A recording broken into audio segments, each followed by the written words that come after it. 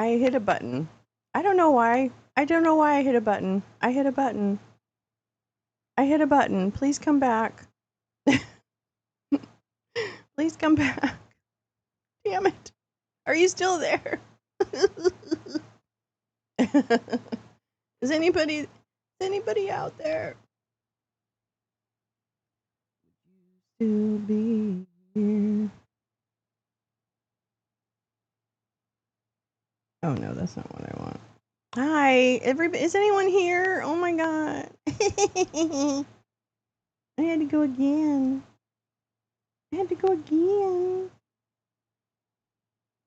I'm looking for a dreamer. Yeah, I know. I flipped my. I don't know what. I don't really want to talk about why I did what I did. I flipped my keyboard. Oh my god, it's very hot here. I'm so not used to being on camera. Take it to the limit. That's right. I'm so sorry. I'm really sorry, everybody. Here we go. Where's Larry? Oh, there we go. It was nice to see you for 3 minutes and 11 seconds. Well, it was great to be seen. Thank you so much. I'm so happy to be seen. God, sorry. Yeah, that was fun, wasn't it? Lolo's back. Oh, I gotta close my window. Hold on.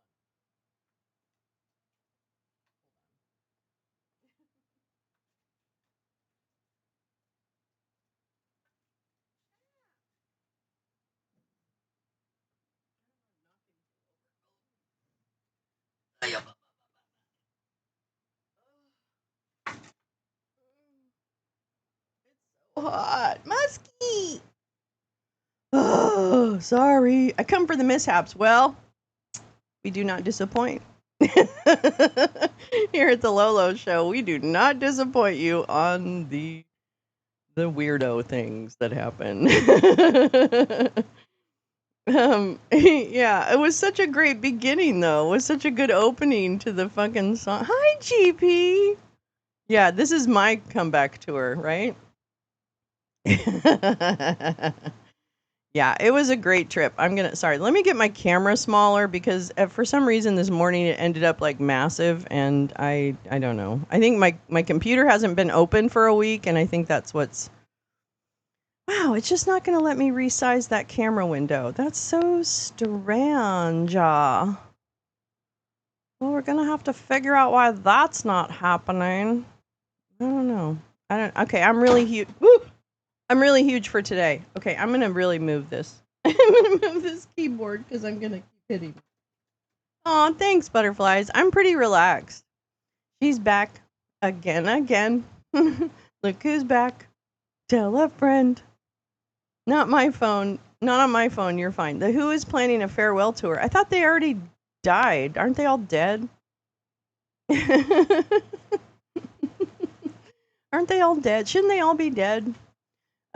Pete Townsend, known downloader of child abuse material.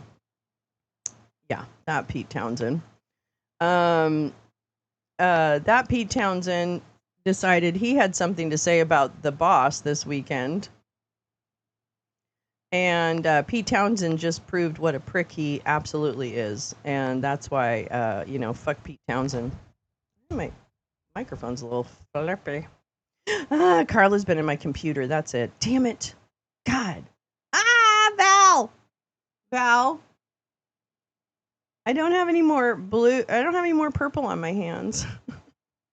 I don't have any more purple.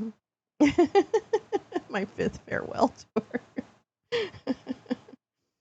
It's a lot. It's a lot. I leave Bruce alone. That's right, butterflies. Leave Bruce the fuck alone. He doesn't need your nonsense. He doesn't need your lame ass child abuse material downloading ass nonsense. Idiots. Yeah, and for the laughs.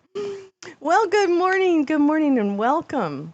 Welcome back. Back again. Look who's back. Tell a friend. Yeah, I'm so happy to be home, first of all. And I'm so happy I did the trip, second of all. Um, and oh my God, you guys, I don't want to tell you all the people I got to see when I was there, you know, but let me tell you, Val's in a van and I hung out. Val drove hours to come and spend the night at my campsite in her van, and it was amazing. So I'm so grateful. I'm so grateful, Val. We had the best time. Val is a fucking badass. Can I tell you how fucking badass Val's in a van is? No, it's not just, oh, Val's so sweet. Val's so cute. Val's so adorable. She's all those things. She's all those things. But I'm going to tell you this. This woman is a nomad. Yeah, 2 hours. But that's a lot. And this woman is a nomad, and she's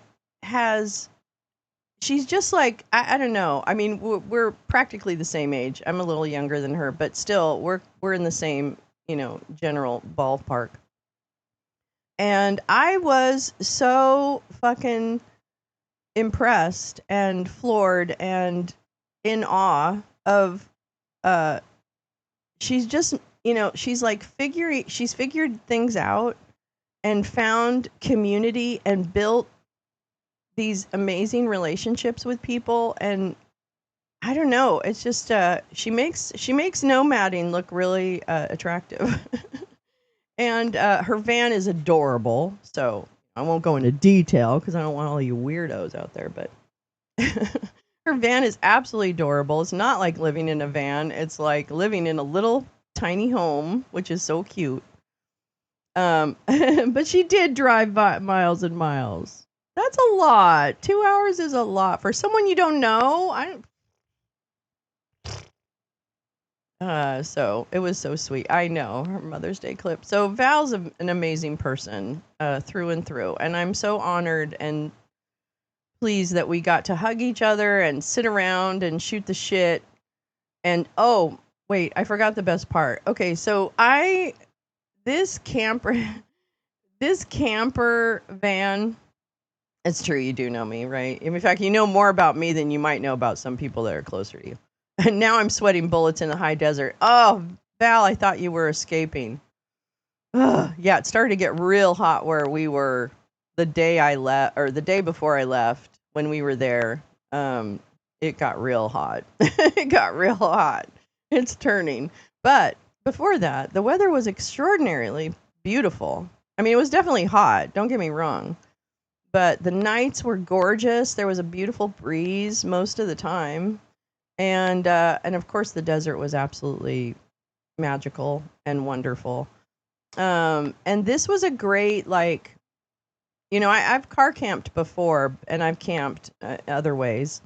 But I haven't done it in a while. And so this was really good for me to do on my own and figure out what I could do. Hi, Lee. How are you, darling? Somebody's got a day off. um, and so it was just it was an amazing time. It was so beautiful. You're having a hair pampering day. Yes, I love that. Oh. I don't travel on holiday weekends, and where I'm at is not a resort destination. Hell yeah. Hell yeah. Stay away from the people. Stay away from the people. Ooh.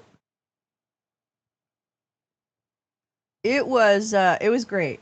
It was a wonderful meeting of two friends who haven't met in person, but have known each other for a few years. And I learned so much. And okay, so when I went, I was like, I don't want to get too complicated, right?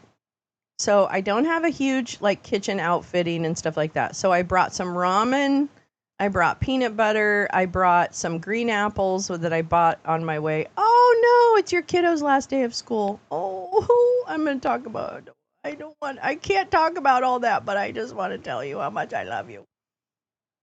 MREs. And I have a story about that too. So I bought, I didn't bring like a ton of food. I didn't do a very good job on the food thing. Yeah, my hat's amazing. I gotta get you that link, Val. I'll send you the link for that hat. It is a fucking that fat that's one of the best purchases I made. I'm gonna tell you that right now. Bottom line, that was one of the best purchases I made. Yeah, with levels of OPSEC, right? Well, let me put it this way. I may or may not have gotten a chance to see more people from the lounge and hug some babies that are so cute. Oh my god, I love those babies. I love those babies so much. Let me tell you, gal. I love those babies. Those babies are so sweet. Um, I like to buy dinner when I camp. LOL. Eat cereal and sandwiches for breakfast and lunch. Oh, that's a good idea. Well, I didn't eat, and you know what the thing was is that it was hot. First of all, it was very hot, and second of all, I didn't want to eat a ton, right? Because it's hot, and I also have been eating a lot of junk food. Like blah blah blah. Oh yeah, and her hat. Oh yeah, you have that little video of me in my hat. I was hot when I was doing that. So I was like trying to not, I just wasn't gonna like try to do a whole thing with cooking and stuff like that. And when Val came, she's like, "What are you eating? What are you eating?" um, and so she made me while she was with me, she made me the most amazing dinner. I mean it. And like red beans and rice and sausage and this beautiful poblano pepper that was like all sautéed. Oh my god, the dinner was delicious. And then in the morning, she made me like beautiful potatoes and zucchini and oh my god, we had the most amazing breakfast or brunch, I should say. So I'm just so grateful. Val was incredibly generous with her time, with her energy, with her food, right? And I just felt, and we talked a little bit about this. Um, I know a few of I know a few, or at least I feel like I've seen a few communities on YouTube, and and I honestly feel like there's people that are that come to this community, and I'm sure you go to others, obviously. Um, but like, there's some really, really fucking beautiful people here. Like, there's some amazing, just human beings. Let me just put it that way. Like, and I felt so, I don't know. I think we talked a little bit about it, but it's like I don't know, it was just so great, and people are so real, and I just love you people. I love you people. And I know you're all different, and you're all doing your own thing, and you're all blah, blah, blah, blah, blah. But, there's this essence of, like, humanity in people that come here, and it's so fucking amazing, and I just wanna tell you how much I love that. And yes, there may have been, uh what does he say? Where did he say it? I know. I loved it. Let's see. Where was it? Oh yeah, you have a picture of me in my hat. My son told everyone Democracy Dino from the TV gave me these spy goggles. I brought those, those glasses that have the LED like pattern on them. I don't know if you remember those. I think I put them on once. Um Yeah, it's oh, this is really you're nailing it. You're nailing it, gal. Um, and yeah, so I did get a chance to hang out a little bit, maybe, with some members of the gal family, and it was just an honor. It was an honor. It was just so lovely, and I'm gonna tell you right now, you guys are lovely people. You're just lovely, wonderful people. And I'm so lucky that you are part of this, that you just show up and I don't know, you're just amazing. You're just amazing, really. And I just feel like everybody shows up in that way on this, and I appreciate that very much. And Gal puts it best. It is a good reminder of what matters and why we all give a shit about what's happening. It's a collective of compassionate humans. It's absolutely the perfect description. So I just it was a great trip. It was hard, okay, because I did it by myself. So I would put up my tent by myself. Well, the tent on the back of my car. Oh my god, I have the terriblest story. Okay, so everything actually, I'm going to tell you right now from a camping trip, everything went. Jim, hi Jim. Definitely this group helps me keep it real. Yeah, totally. Totally. It's a connection, right? It's one of the connections in our lives, and I think it's a great one. It's a good one. It's a good connection. Good people. Good people. Um so what was I going to say? Trader Joe's rack of lamb on a hibachi is great when camping. Ooh. You know, the only thing is after May 1st in Arizona, or Maricopa County, I guess, but probably Arizona, you can't have an open fire. So I had to do a little propane thing. I did put the tent up by myself. It was so gorgeous. Now here's the funny part. So Wednesday, what was it? Wednesday morning, I think I drove. When did I drive home? Wednesday. I don't know. The days are mashing together. So I get up in the morning and I'm like, okay, it's the last day. It's time to pack it up. Pack it up, girl. So I'm taking everything down, and I have to take like I don't know. Did you guys see the? I don't think I have any pictures, but yeah, that's when what you were talking about when you tried to do the weave. What was that? Oh, the tent. um, oh, the tent.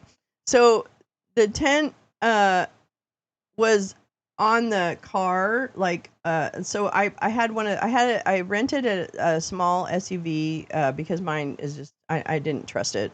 I need to get some stuff done to it. And so I had a rental, and I opened the hatchback and I put one of those tents over the hatchback. Have you ever seen those?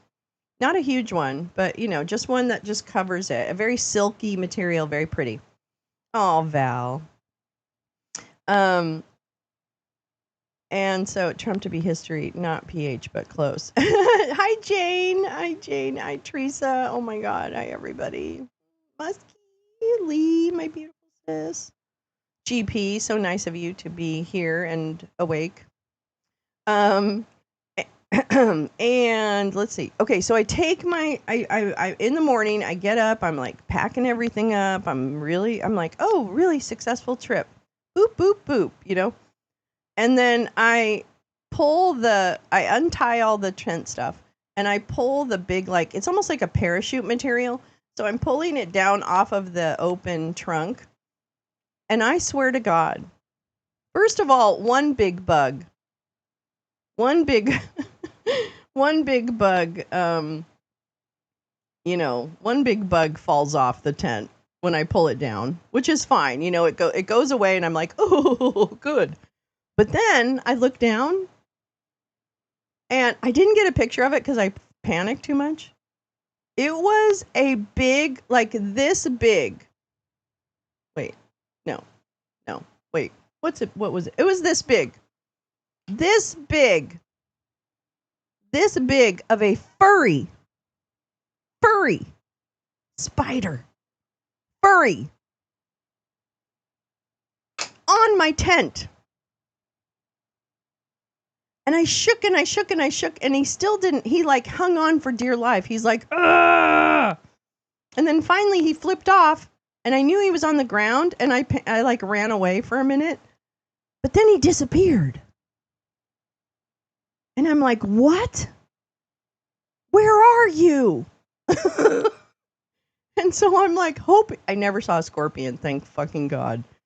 But I'm going to tell you right now, that kind of it didn't ruin anything. But I was like, are you kidding me? I've been sleeping in this open air bullshit with this motherfucking Charlotte's Web, but with a death wish on top of my fucking car. I'm like, oh my God. If I had known that spider was there, I might not have stayed. I might not have stayed. This one was big, Teresa. I've seen big spiders. No, this was a big spider. Now, of course, I should know that, there are spiders. And spiders exist, and actually the desert is their home, not mine. Yeah, open air sleeping in Arizona is a feat of strength. I'm going to tell you right now, I think I kind of like went, okay, well, this was great. Really good. Really good. I know, I was scared. Well, because when I pulled it down, I was like, I didn't see the spider. I saw the other bug, and the other bug like flew away pretty fast. And I'm like, oh my God. So yeah, that was I was laughing. I was laughing because I was so like, oh my God. Of course that goddamn mega spider was sitting there the whole time going, I'm going to scare the shit out of her when she gets out of here. I'm like, you did scare the shit out of me. Anyway, it was hilarious. It was totally hilarious. I think next time, maybe sleep in a. Yeah, the spider saw 8 of me. It's so true. Jesus Christ. Oh. Anyway, I'm sorry, spider. I didn't kill it. I didn't kill it. So I would never do that. But I really wanted it to go away. I'm like, and then when I came home, I'm like shaking out the tent and everything. Like, oh my God, if it's still in this car, I'm going to fucking kill. I'm going to kill somebody. Anyway, it was a great trip. I highly recommend it. I will say this, and Val was right. And Cave Creek, first of all, Cave Creek is where I went in Arizona, right in Maricopa County, outside of Phoenix. And it's a beautiful camp. First of all, hats off to Cave Creek. Your sites are beautiful. Your amenities are beautiful. You've got beautiful shower. Your people are so nice. So thank you, Cave Creek, Arizona. I love you. You hold a very special place in my heart, very much so.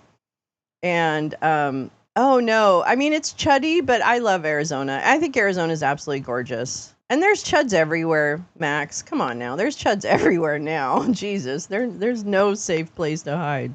They've spread themselves out. I know. It's so beautiful.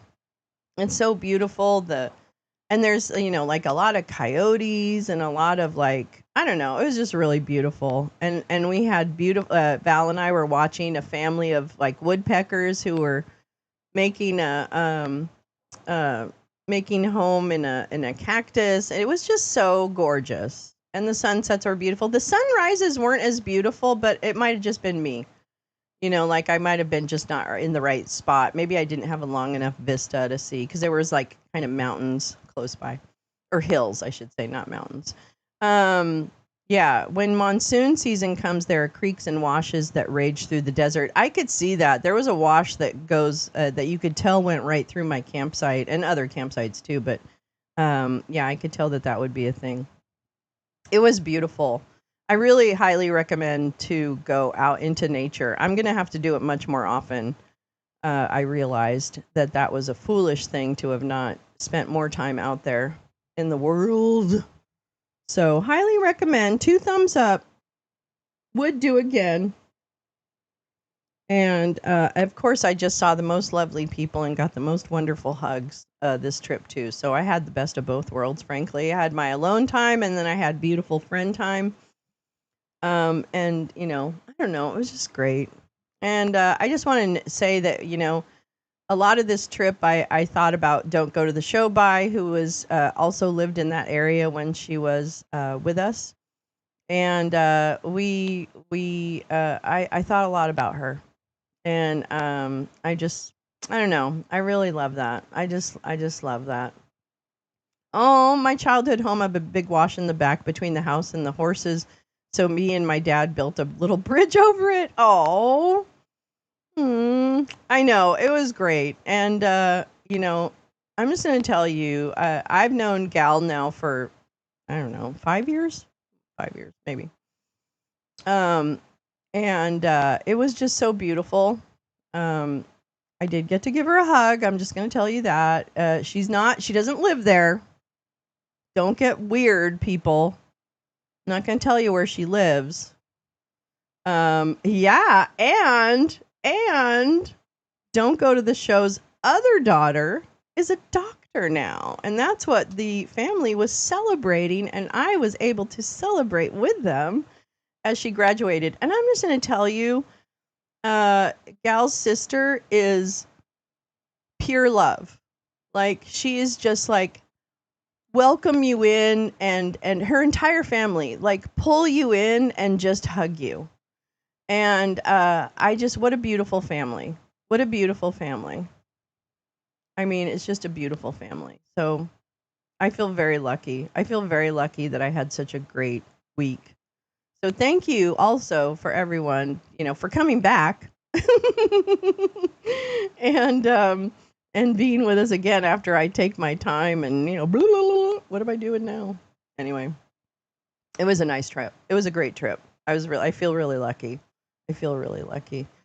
Yeah, congratulations to beautiful, beautiful. Don't go to the show's daughter, doctor. Don't go to the show's daughter. That's exciting. And I got I got to meet Mr. Val or Mr. Gal, Mr. Val, Mr. Gal. There's too many Al's. Uh,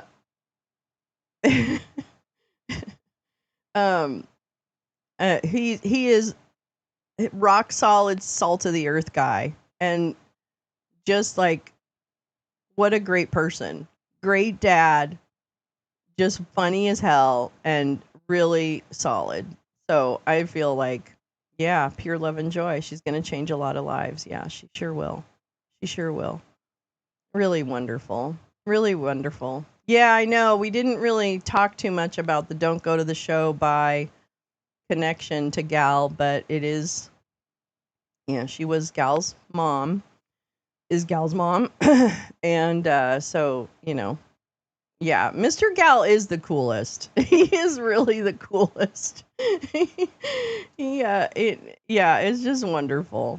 Great. It was great. And I feel lucky. And I feel lucky to have friends like this. I really do. And yes, Gal brought me MREs. He is very patient. Uh he's just like he just kind of like goes about his business. Like it's just so cute. Adorable, really sweet person. Just really good. Uh and wait, what was I saying? I can't remember. Anyway, it doesn't matter. Um yeah, so so Gal Gal was worried that I was not going to do very well. I mean, Gal knows me. Gal knows that things can go pear-shaped if, there's always that opportunity for everybody really, but she knows me. So she brought me MREs, which I did eat one, Gal. I didn't film it because I was like too sweaty, but I did eat one. And I did the low sodium one. It was terrible. But I ate that motherfucker. I ate the whole thing. And so Gal also brought me a tent. In case my tent didn't work out. I mean, it was just like, it's like having a whole mom like right down the road. It was so great. Oh no. Yeah, Gal, I ate the low sodium one. It was like the chili mac kind of thing. Oh no, it was terrible. It was terrible. I mean, it was okay, except for it just didn't have any, like, it needed everything. It needed salt. But of course, it was a low salt meal, so whatever. It was, you know what? At the time, it was fucking delicious. Okay. Let me tell you right now. At the time, I ate that motherfucker. I loved it. And you know what I loved about it too? It has all these fun things. Like it had Pop Tarts in it. It had a Tootsie Roll in it. It had some crackers because it was like a chili mac. I'm like, this is like exciting. You open your MRE and there's like all this little stuff that you get to little treats and stuff like that. It was great. Was it worse than hospital food? I think it's about, well, actually it was more sophisticated than hospital food. Does that make sense? It was more it has so much stuff. It has everything you need. It has everything you need. Hi Tom, how are you, darling? Um yeah, so how did you heat it? Well, so I did try the instructions on the MRE package where you okay, those instructions are clearly made for people that are like, you know. Yeah, it was kind of like that, but it was creative. It was a little more creative than a frozen I don't know. I mean, it was I'm trying to. But it to heat it, you have to open the bag, put the bag in another bag. First put a little tiny bit of water in. Put the bag of the food inside the bag with a little bit of water and like this little heating element thing, like a little pad that I guess heats up. And then I think you're supposed to hit it. Well, I think I might have hit it too much or something. I don't really know. No, I didn't take my famous microwave.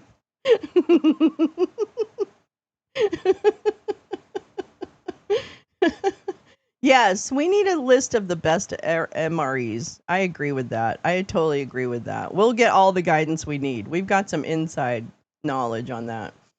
Um, but I think I hit it, like I kept hitting it and it never like totally heated up. I did it wrong. I mean, I know I did it wrong. I'm not even mad about it. I knew I was going to do it wrong because it like had instructions. But I'll tell you right now, I've eaten, yeah. Well, I can see that. And you know what? It's not bad. I mean, it just needed some salt and there was salt in the package. I didn't even put it on. I just ate it. Oh, I brought major fans. Um, you were fine. I know I was banging it on the whatever ground. And, I don't think I did it right. It's okay. You know what? It's food, and even cold, those things are fine. They're fine. It's not even an issue. So yeah, it was a great trip. It was a great trip. I will not say that camping is relaxing, except for the moments when you're sitting in your chair and you're watching the sunset, or you're just like hanging out in the sun, or you're taking a nap. Those are relaxing times, but camping itself is a lot of physical labor, which actually I really enjoyed. I really enjoyed like getting physical again, like being out and like using my body every day and like blah blah blah blah blah. And it was great from that standpoint. Next time I'll get braver and I'll like go on a hike or something, but it was kind of hot. It was kind of hot cuz this is really like they're getting into their hot season now. So I think I remember him saying that vegetarian MREs are the best. I could see where that I could see I thought about that, Muskie. I'm like, I came home, I drove home like Wednesday night or got home like in the late afternoon. I was exhausted. I was totally fucking exhausted.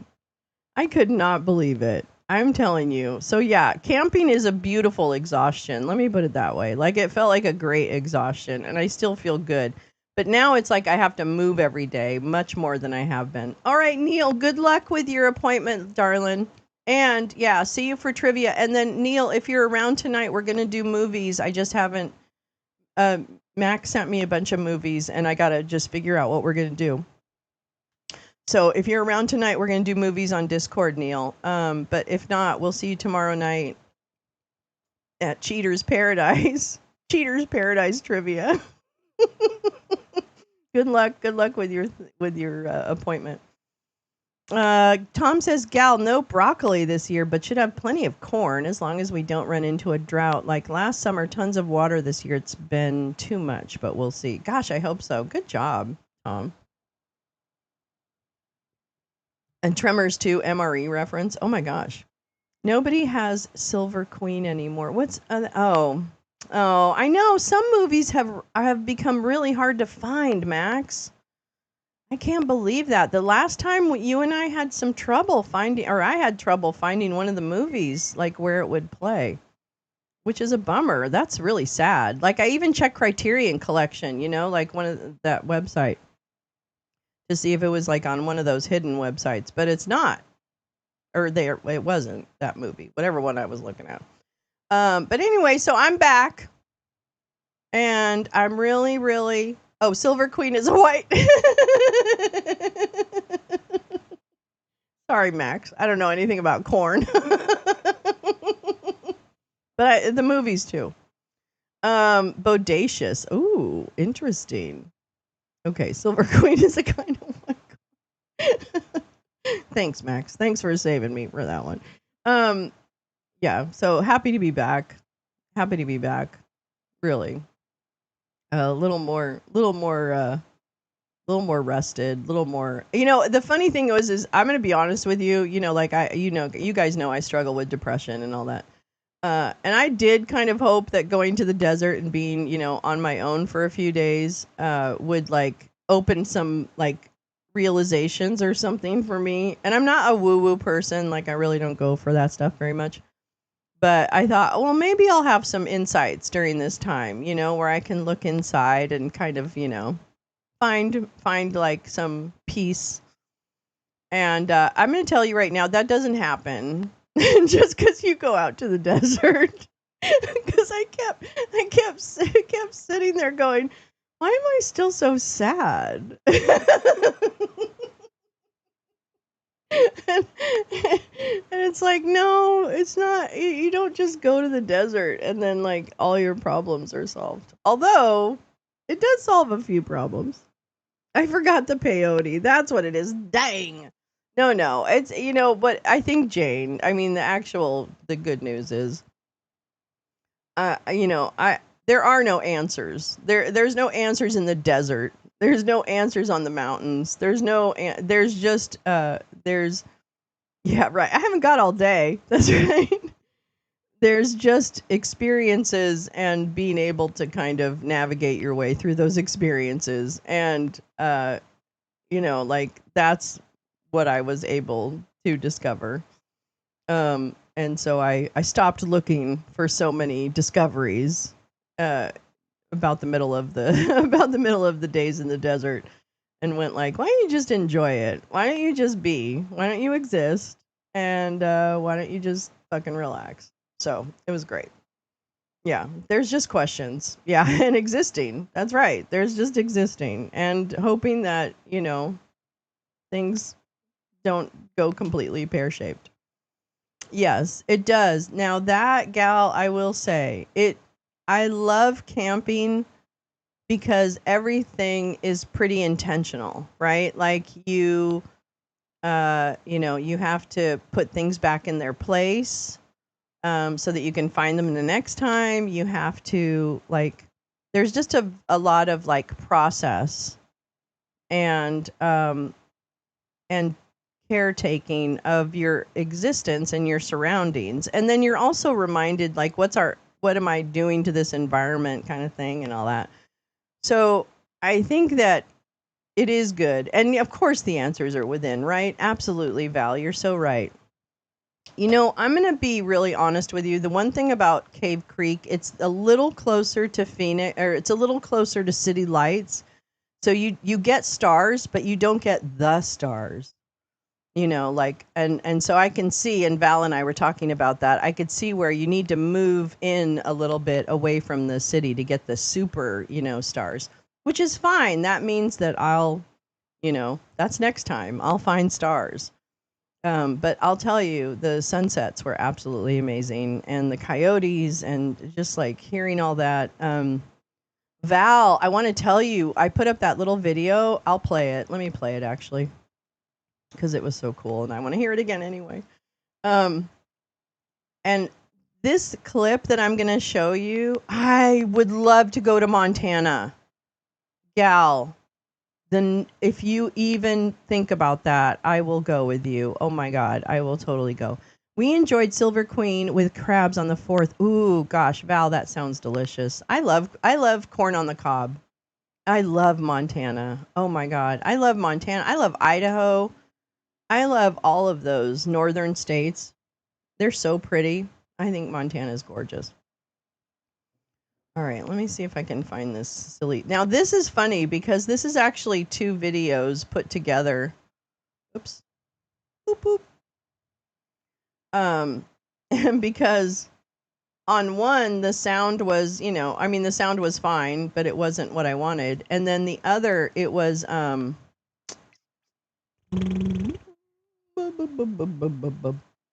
I totally forgot what I was talking about. Okay, wait, let me show you this video. And what I'm gonna do is I'm gonna put together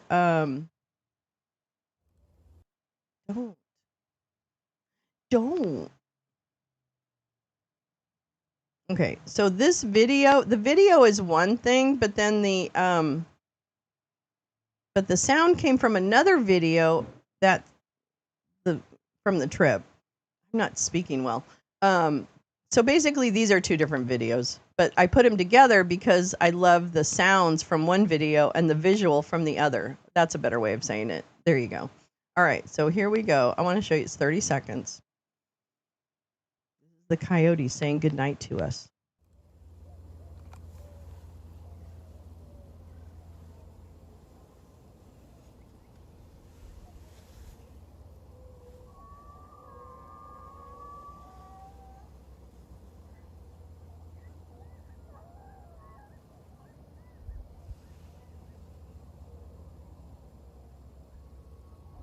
That's so low. I don't know why that was so low. Oops. Gremlins? Oh! Why the gremlins are playing. Sorry you can't really hear that, but definitely go check out that video because the coyotes just like pop up and they're far away. They're not close by. But it was so beautiful. Like the birds are beautiful. I saw bunnies. We saw deer. Oh my God, Val and I were sitting there chilling at dusk, and over like right beyond the campsite were like a family of deer that walked, and then there were quails, cute little quail with their little thing. It was beautiful. It was so beautiful. I loved it. I know, Val, I'm the worst. We did not even get a selfie together after all of that. So I'm editing some video of us, and I'm editing the trip video. So there's more videos to come with desert stuff, but I don't want to put my phone down. Oh, you're not going to get anything done this morning. Butterflies, you're cute. So yeah, it was great. It was great. It was great. It was really great. I'm really glad I did it. I proved to myself I could do something and do it somewhat successfully and not like have it be a shit show or have a meltdown or, do any of those things. And it was great. Even when the spider came down off my tent, that was fine. It was time to go. That's right. It was just time to go. Jim, I got stuck on a project up in the North Pole. Jim, you've had the insane life. Do you know that? The Northern Lights. I would like to see the Northern Lights. I don't like, I'm not a huge traveler actually. I'm not a huge traveler kind of thing, but I would, I feel like I've done a fair amount of traveling. So I'm not against it, but yeah, I think that I just don't want to. Yeah, Jim gets around. But yeah, I don't, but I want to do more camping. And like Val said, I want to go to the mountains next. There's also great camping on, I think, Mugu Beach here in like north of Malibu or something. There's a really great campsite on the beach that I think Bobo and I want to do. She went camping with some friends there like a year ago, 2 years ago. Yeah, he's tripping. I've been around Central and East Africa, parts of Europe, and Central America, around 16 countries. Max, you've definitely been farther. You've definitely been farther than I have. I don't think I've yeah, I don't think I've been that many places.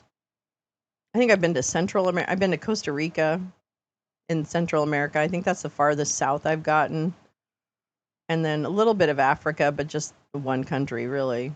Um, Europe. But I haven't gone to like Japan. I would love to go to Japan.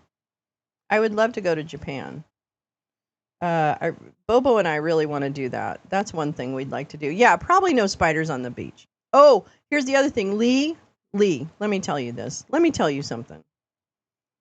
Michigan is definitely on my destination list because I have got to get to. I love lakes. I absolutely love lakes, and I would definitely camp in Michigan. So yes, Michigan is on the short list of next destinations because I really want to go to Michigan, not only to camp and, swim in a lake, but I really want to see you. And there's a couple of other people actually that I won't mention that live in Michigan for OPSEC reasons. Yeah, I really want to go to Japan. I really want to go to Japan.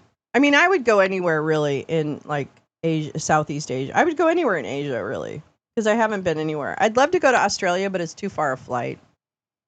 And I just don't think I can handle it.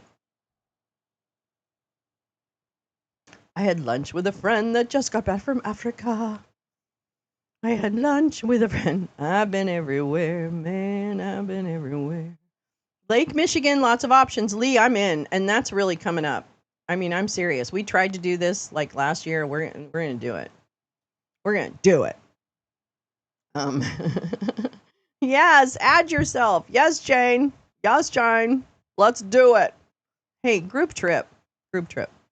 Oh, you had a chance to go to Japan but couldn't get away from the project. That fucking sucks. I'm so sorry, Tom. I'm so glad to be back though. I missed you guys. I missed you guys a lot. I missed everything. I missed doing this. I missed just hanging out. Yes, Jen. Griffey! Griffey! I love you. I know. Jim, that's where I want to go. Upper Peninsula. The UP, as the locals call it. I haven't watched this, but I thought it might be your thing. Ooh, I like David Korn.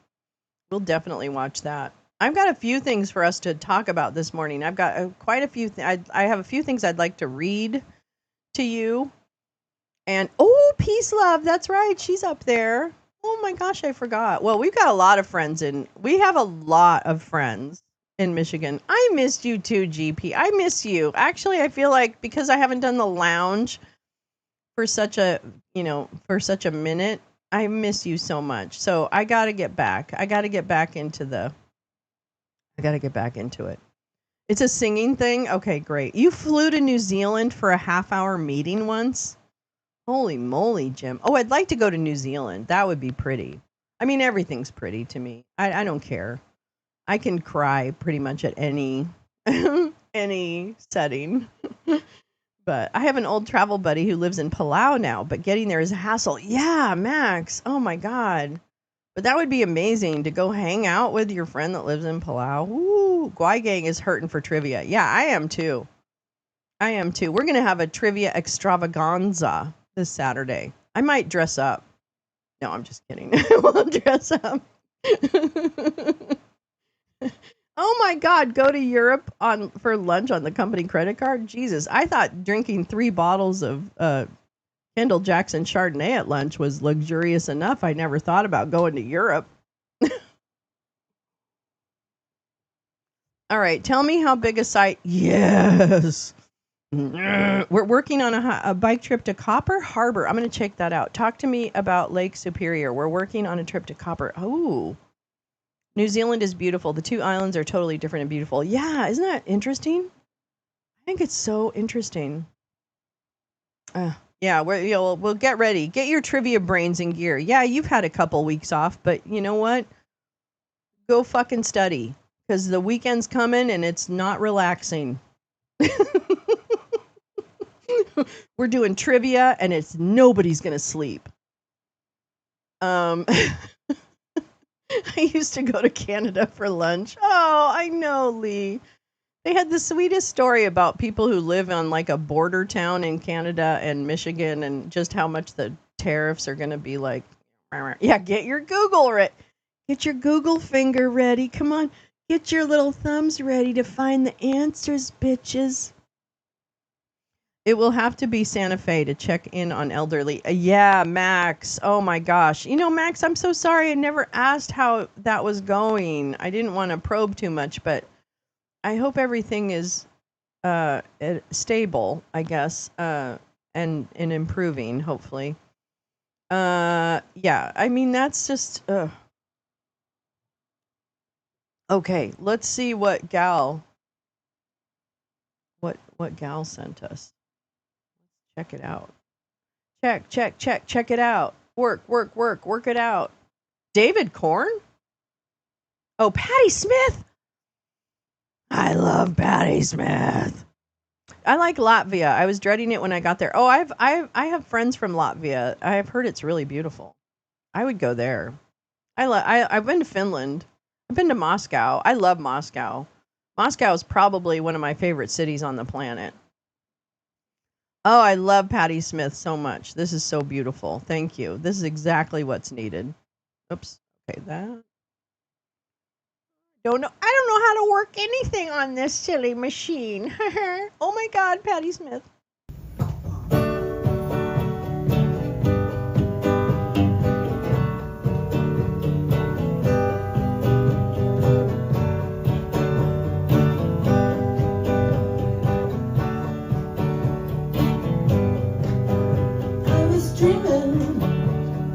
Dreaming, well, of an aspect bright and fair. And my sleeping, it was broken, but my dream, it lingered near. In the farmer, shining valleys, oh, where the pure air, rarefied, and my senses, newly opened, are awakened into the cry of the people have the power to redeem the work of fools upon the meek, the gracious shower. It's decreed the people rule.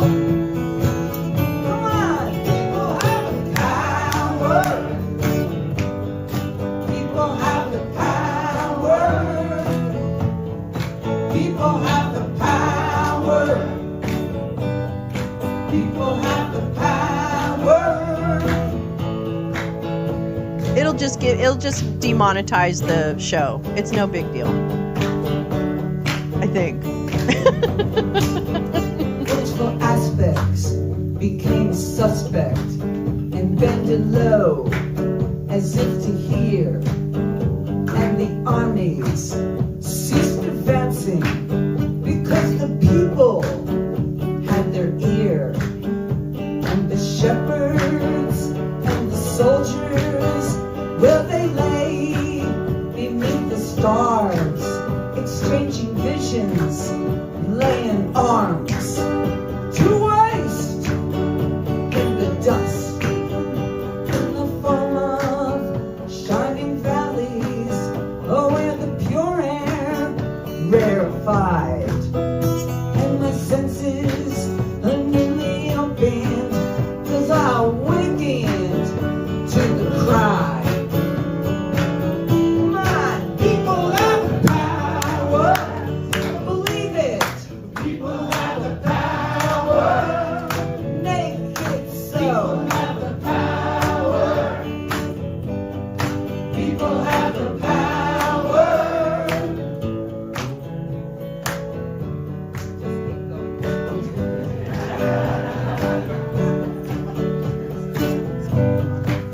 Where there were deserts, I saw fountains, and like cream, the waters rise, and we strolled there together, with none to laugh or criticize. Well, and the leopard and the lamb lay together, are truly bound. Well, I was hoping, in my hoping, to recall what I'd found.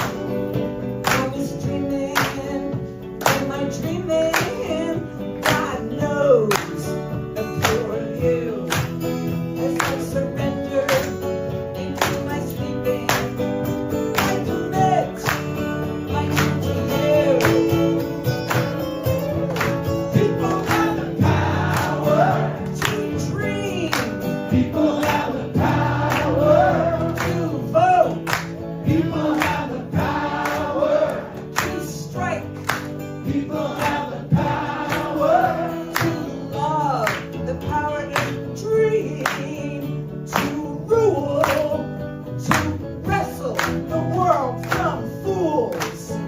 It's decreed the people rule. Well, it's decreed. Sorry. I believe everything we dream can come to pass through our union. We can turn the world around. We can turn the earth's revolution. We have the power. People have the power. People have the power. People have the power. Don't forget it. Use your voice.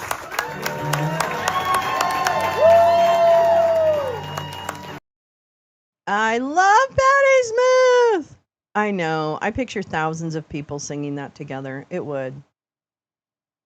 It would. Didn't realize it was so long. Oh, what a beautiful song. It's a beautiful song. And it's great to see her out there doing it. I love her voice. Yeah, no, that's great. Thank you, Gal, for sharing that. I love that. People have the power. Ooh. Let's see. Oh my gosh. Yes, we do need huge protests in the street as concerts. I agree with that. I think we should have more people I think we should have more entertainers stepping forward to actually create art en masse that is protest art. I don't know what the hell we're thinking right now with that not happening, but we need more. We need more, more, more, more, more. The frogs are loud. Rabbit, rabbit, rabbit, rabbit. And I will say Montreal is also one of my favorite cities. I love Montreal. I love old Montreal. I love it. I love all of it. I have family from Montreal and I love it very much. Yeah, exactly. Do it now while they're not like when it's just still it's like shock. I think people are in shock. Like what happened with Ramaphosa, and forgive me if I'm not saying his name right, but the president from South Africa, what happened in the Oval Office was disgusting. And the press conferences that I've watched since that time that address what happened in the Oval Office and confront the administration on the line about what's happening in South Africa, because there is not a white genocide in South Africa. That is not true. Basically none of the things that the administration is putting forward are accurate. And it is embarrassing to me that this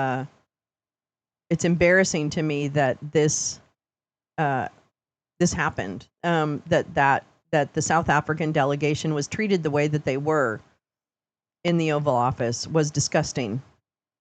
And even though he's treated white leaders poorly before, I know that his deep racism came screaming through. Thanks, Tom. Posted in Discord actual white farmers interview in South Africa. Thanks, Tom. So I think that I see you. Yeah, I think it was disgusting and it was deeply, deeply offensive that he would just sit there and lie about what's not happening in South Africa. And so there you go. Yeah, everything was debunked. Hey, everybody, meet Bob Cox. He doesn't have a cock.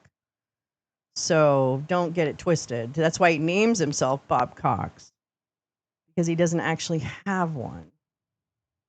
So everybody say hi to the little incel who's spending his time watching Lolo because he can't really handle it. He loves the fact that I'm a dinosaur. Not sure why Bob loves that I dress up as a dinosaur. I think he's got this weird sexual fantasy about me, and I'm not really sure what it's what's going on. But I think maybe he should talk to his mother about it. Um, because I think he wants to fuck his mother. I'm pretty sure that's where I'm. After these many years, I'm pretty sure Bob Cox wants to fuck his mom. Ouch. Yikes. That's weird. I don't know, Bob. Weird flex. But you know what? Thanks for watching and keep watching. Anyway, so yeah, that was a complete lie and embarrassing. But of course, this. Oh no, he lives with her so that he can fuck her. Jen, come on. Yeah, he lives with her so that he can fuck her, so it's easier. I don't know what that emoji is, Bob Cox, you weird fucking boomer. Okay.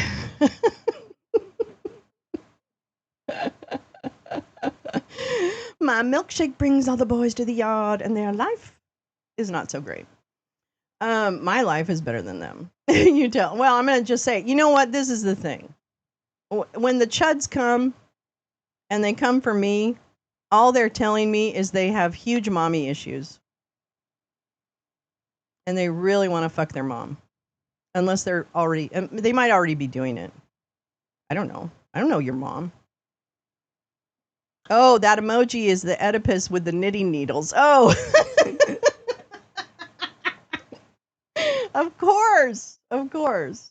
Thank you, Oomph. I appreciate that. All right. Anyway, we've got bookmarks. We've got bookmarks to do today. I did this really great thing that I'm very proud of myself for. I arranged my bookmarks with the date so that I wouldn't have so much trouble. Okay. Oh my God, where do we begin? It's all so much. I mean, do we begin with the stable coin?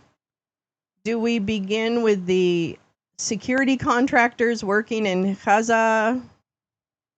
I don't know. Where do we begin? Uh-oh, Gal's coming in hot.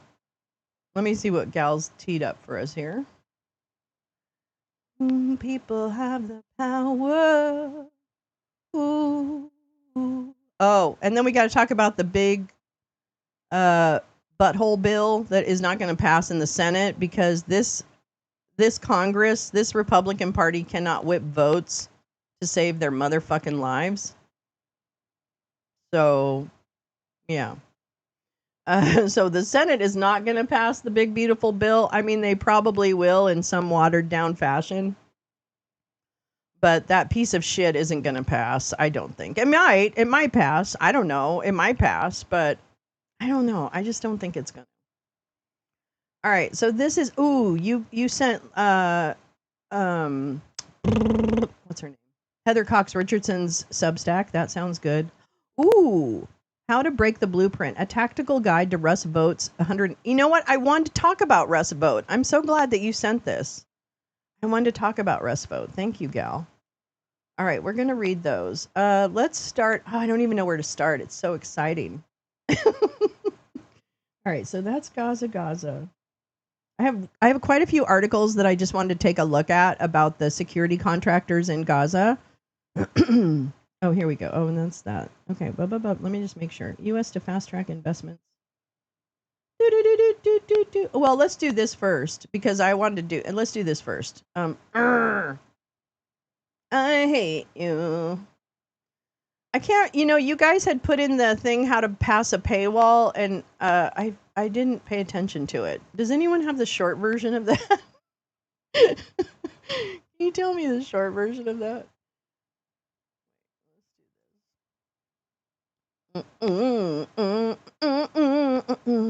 Split U.S. Supreme. Okay, so this is what I wanted to show us first. A little bit of good news. Web.archive.org. Okay, I'm going to take a look at that. South Africa's history, Dutch East India Company. Yeah, the Archive IS. It's the disabled JavaScript. Oh no, I don't know how to do that. I don't know how to do that. We dismantled South Africa. We did? I didn't even know that. Jim. All right, let's see here. I don't know how to. I don't remember how to do anything. Oh my god. Okay. There. So here was like a little teeny tiny. Oh, you can add a browser extension for archive.is. Okay, I might. Yeah, thank goodness they don't have a Pelosi, right, Val? Let me tell you, you can hate on Nancy Pelosi all you want. I don't give a shit. There's probably plenty of reasons to hate on Nancy Pelosi. But let me tell you something that bitch did know how to do, okay? That bitch never brought anything to the floor that she did not know that she had the votes for.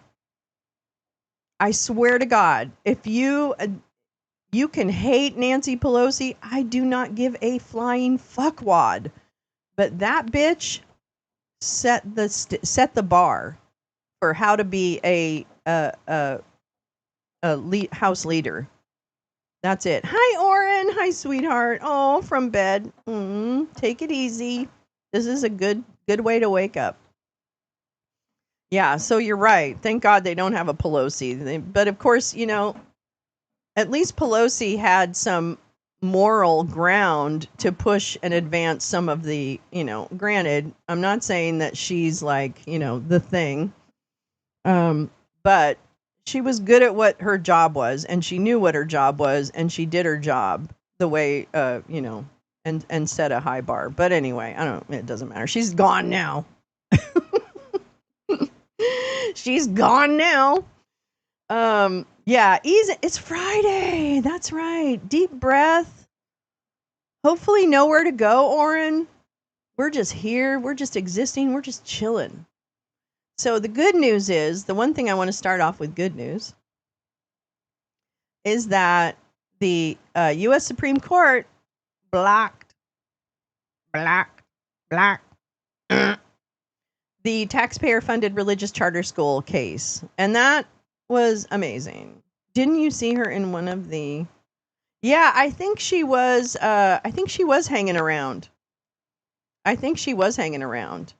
Okay, just want to do a little summary. I'm not going to spend too much time on this article because I'm like old news girl at this point. You guys have all heard this. Conservative Justice Barrett recused herself. Probably the best thing she could have done for us. Wait, what, Max? What are you saying? Only for Arizona. Yeah, it's a little nerdy for me too. Disabled and yeah. But only for Arizona. Oh, yeah. You mean this one?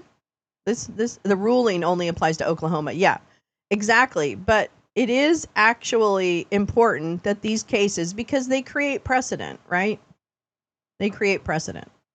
So it's very good that this was blocked. I don't even know how the justices decided this case. Unfortunately, this was when I was gone, and I didn't listen to this case. But it would be really interesting. On Thursday, blocked a bid led by two Catholic dioceses to establish in Oklahoma the nation's first taxpayer-funded religious charter school in a major case involving religious rights and American education. The 4-4 ruling left intact a lower court's decision that blocked the establishment of St. Isidore of Seville Catholic Virtual School. The lower court found that the proposed school would violate the U.S. Constitution's First Amendment limits on government involvement in religion. Oh my God. Duh. Let's see. Conservative Justice Amy Coney Barrett recused herself, leaving 8 justices rather than the full 9. The Virtual School of Lords. Get your miracles online today at Virtual School of Lords. Lords online. When the Supreme Court is evenly divided, the lower court decision stands. The justices did not provide a rationale for their action in the unsigned ruling. Interesting. So they really tried to at least stay away from it, which is terrible. But, there you go. Let's see. St. Isidore, planned as a joint effort by the Catholic Archdiocese of Oklahoma City and the Diocese of Tulsa, would offer virtual learning from kindergarten, from cradle to the grave. Yeah, how is Madonna's daughter doing these days? I think she's doing pretty well, actually.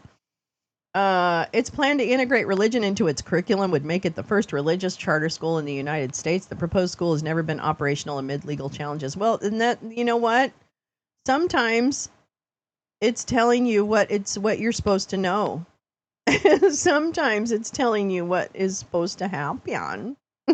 So there you go. There you go. Christo-fascist test state.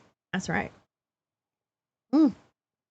We have Hog's Breath leading Christianist services from the Pentagon. I mean, you're so right. I'm going to be honest with you. This administration is so fucking like rambling down the road. Like they are just rambling down the road, and it's like I don't even know. I'm stunned. I mean, I think, and where I started with this was the South African president's meeting in the Oval Office, and the fact that I don't know if I have never seen a president act like that in public with another world leader. And I just think that breaking of norms like those have almost put us collectively in a state of shock, right? That our ability to react to situations like that seems to be muted, right? And yes, move fast, break things. And I think that has put that everyone's trying to attach norms to everything that's happening. And by everyone, I mean like media, etc. I feel as if what I'm experiencing is a lot of trying to attach norms to actually what's happening. And then when it steps outside the norm, which it does all the time, because it steps outside the norm all the time, everything feels shocking, but not shocking to the point of, oh my God. You know, like, I don't know. I'm not expressing it very well, but I hope you know what I'm trying to say. It's like, not that we're complacent. I'm not sure complacency is actually where we're at. Although, I don't know, maybe people from different perspectives could make an argument that we are. But I think that the shock is actually assisting them, and the protests are not catching up with that. Do you know what I mean? Because there are still people out on the street. There's still people going out. But I think that there is a collective shock that we're like, oh, well, this still has to be fitting within the norms, because it's just like, oh, did he say that to this? Oh, but this is so not normal.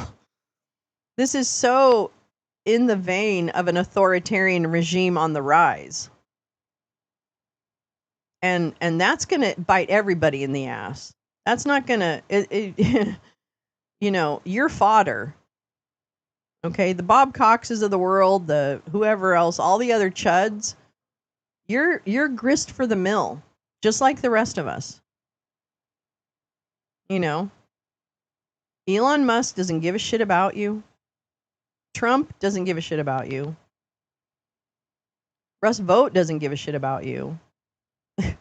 Virginia Fox doesn't give a shit about you, right? Like, it's just like, So anyway, I found it, that was one thing I was reflecting on, was that, I feel like there's this level of shock that is still somehow holding us back and allowing us to kind of continue with life as normal, which of course has to happen to some degree, right? Everything has to run. Would suggest most of not critically politically online are unaware of the details of norm breaking. Gosh, I guess so. I mean, that makes sense. I don't begrudge anybody that. I think it's, you also react to what you consume, right? Yeah, we already had Dumpty say he didn't know if he had to abide by the Constitution. What?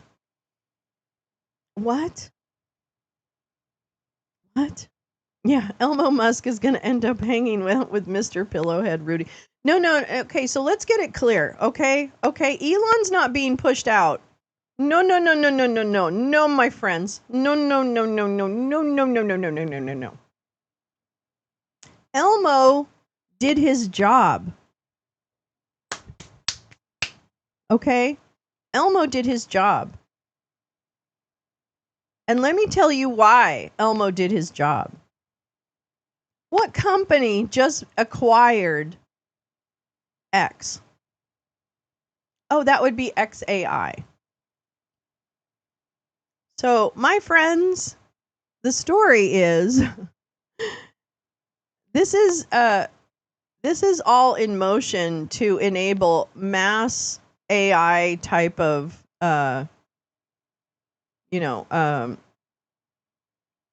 farming and production, and it is the gamble, right? AI is, well, not a gamble because it's a pretty sure thing, but AI being utilized to run government services, to run manufacturing, to run medical, to take, that kind of thing. That's here. And so Elmo is pretty okay. Okay, yeah. Brainworm Bobby says that AI is already ingesting NIH. I would not be absolutely not shocked. Absolutely not shocked. I say July 4th, Max. I say July 4th for the mass migration from shitter. That we're absolutely all done by June. That is the Independence Day. But I don't know. Nobody pays attention to what I say. So it just, I mean, I'll close my account on July 4th, but I don't know if anybody else will. But Elmo is fine. He doesn't even make all his money from Tesla, people. Okay, so even if Tesla gets mad and says you can't be CEO anymore, he does not give a shit. He does not give a shit. His job is done. He got the administration in place. He helped make that happen. He got his Silicon Valley buddies integrated into the administration, as well as part of the donor class. He's getting his wish of AI dominating our economy because that's where his money is really going to come up. He's fine. He's not sad. He's not sad. He's not being pushed out of motherfucking anything. Okay? Motherfucking anything. He did the bulk of his work, and now he can sit back and reap the reward. Oh my God. Hi, Karen. How are you? Oh, I'm glad you caught up. Yeah, Palmer Lucky. Oh my God. So that's it. Okay? that's the tea. That's the tea. He does not give a flying. He did his job. His payday is coming. In fact, it's already come, but it's coming bigger. I'm telling you right now, on the wall, when you walk into the main office of Facebook in Mountain View, California, when you go to reception for your meeting, on the wall behind the reception desk is move fast and break things. That is fucking it. Yeah, that's it. And crypto. I mean, the AI crypto thing, we can't ignore that, obviously. And there's more to come on that. I have a few articles I'd like to read this morning before we stop about the stable coin and all that shit. The transfer of wealth is in progress. Yeah, I mean, yeah. It's a boondoggle, people. It's a boondoggle. All right, well, let's read from Heather Cox Richardson because she's always smart. She's smarter than I am, that's for sure. This is her Substack, Letters from an American. Heather Cox Richardson, who's the author of Democracy Awakening or Awakening Democracy, maybe Democracy Awakening. We read that book in the Bedtime with Lolo series, if you'll recall. We did make it through that book. Haven't made it through the last book yet, but we did make it through that book. And so this is her Substack. Always good. And thank you, Gal, for sharing this with us this morning. Yeah, no one's going to. Hey, don't say that, Jen. Yay, movies. Yay, movies. Keeps the Lolo household alive. Okay, we need Hollywood to keep going because that's what funds the Lolo household. So we need Team Hollywood.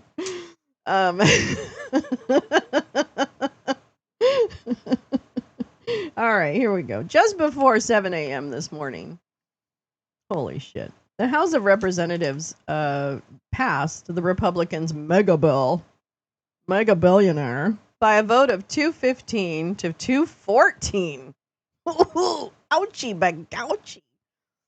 The BBC had some good articles about Trump supporters unhappy about the noise pollution and higher power prices from crypto mining. I'm sorry, I'm not laughing at the fact that people are unhappy. But here's the thing, GP. Here's the thing. And I'll look for those articles. That's a good one. I don't want to live next to a data center. Are you kidding? The cancer rates are, I don't know what's going to happen, but it can't be good. It can't be good. It can't be good. This is why we need all the minerals from people. This is why we have no tariff deals. Because it's not about that. It's about the motherfucking minerals and the resources. That's all it is. Because guess what? AI eats water and power and everything. Oh, they are? I didn't know that. Really, Teresa? I didn't realize they were that springing up already. Okay, we got to read this. Yeah, they want sovereignty. Yeah, they don't want any accountability. Okay, they don't want to pay any taxes. They don't want to fund any safety nets. That's a waste of their money. And they want to they want to act with impunity. That's really what they want. They want to be able to break laws and not get caught and not have to pay taxes so that they want the poor to pay taxes. And by paying taxes, I mean like fucking regressive taxes like tariffs and other things and sales tax and use tax. And the fact that they're eliminating forget about your like tax rebates and all that shit. Carla, we were talking about you this morning. Hi, Carla. And then serfdom, yeah, because the jobs, this is why another thing. Okay, so I want to mention this too before I go on with Heather's thing. Sorry. So yesterday, if you were watching, there was a hearing on the budget for the Department of Labor, and the head of the Department of Labor, Lori something, yo, Syzygy.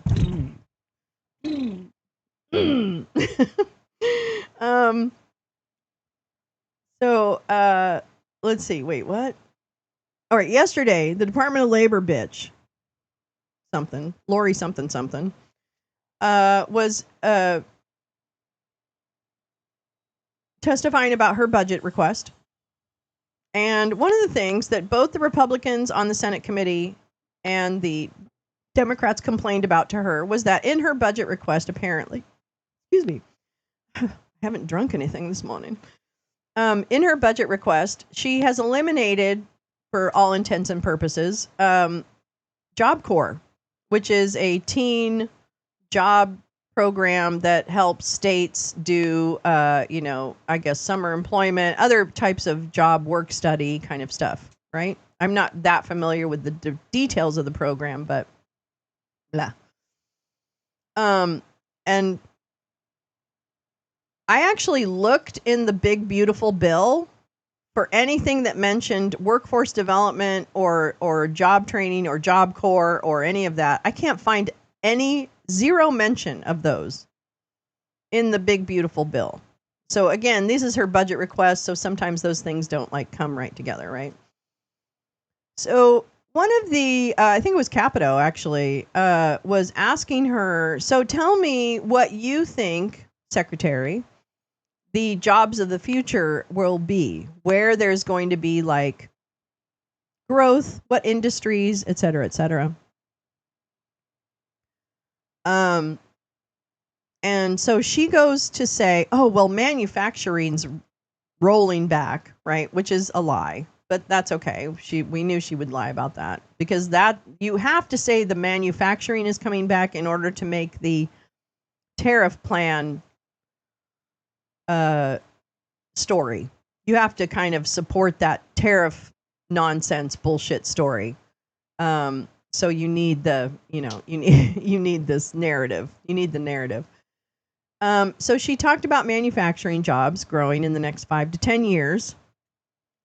She talked about what else did she talk about? Like trades and I can't remember the exact quote. And then she finished with an AI. So what I listen for sometimes is the things that they say that are very outward admissions of what the game is, right? And the game right now is to play this bullshit narrative of we're bringing all the manufacturing back. Everybody's going to have a factory job. That's not true because AI integrated into the manufacturing sector would replace much of the necessary horsepower, if you will, to run manufacturing sites and other things. It'll be far more efficient, blah, blah, blah, blah, blah, right? Whatever. But what they do need are machinists and other people to support the AI infrastructure, right? So when she says, oh, yeah, AI is going to open up a whole world of jobs, I don't think that is really accurate. The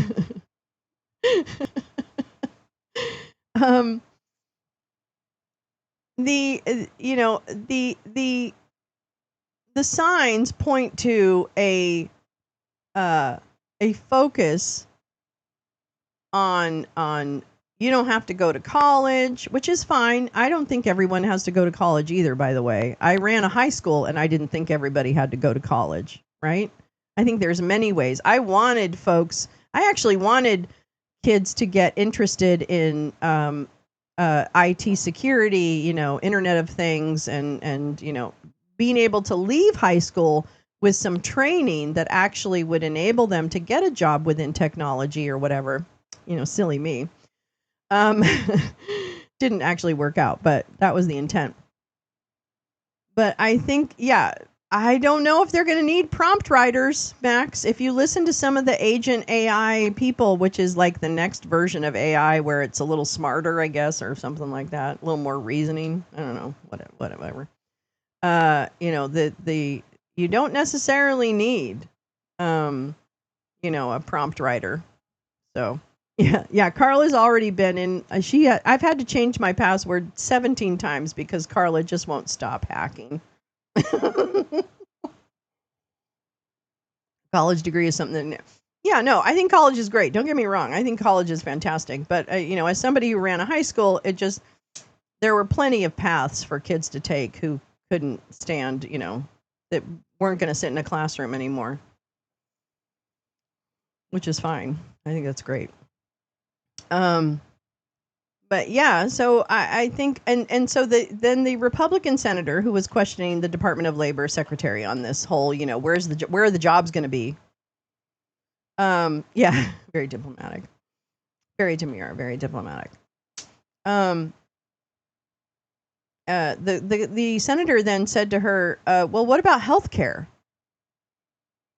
And literally, the Department of Labor secretary was like, oh, yeah, health care too.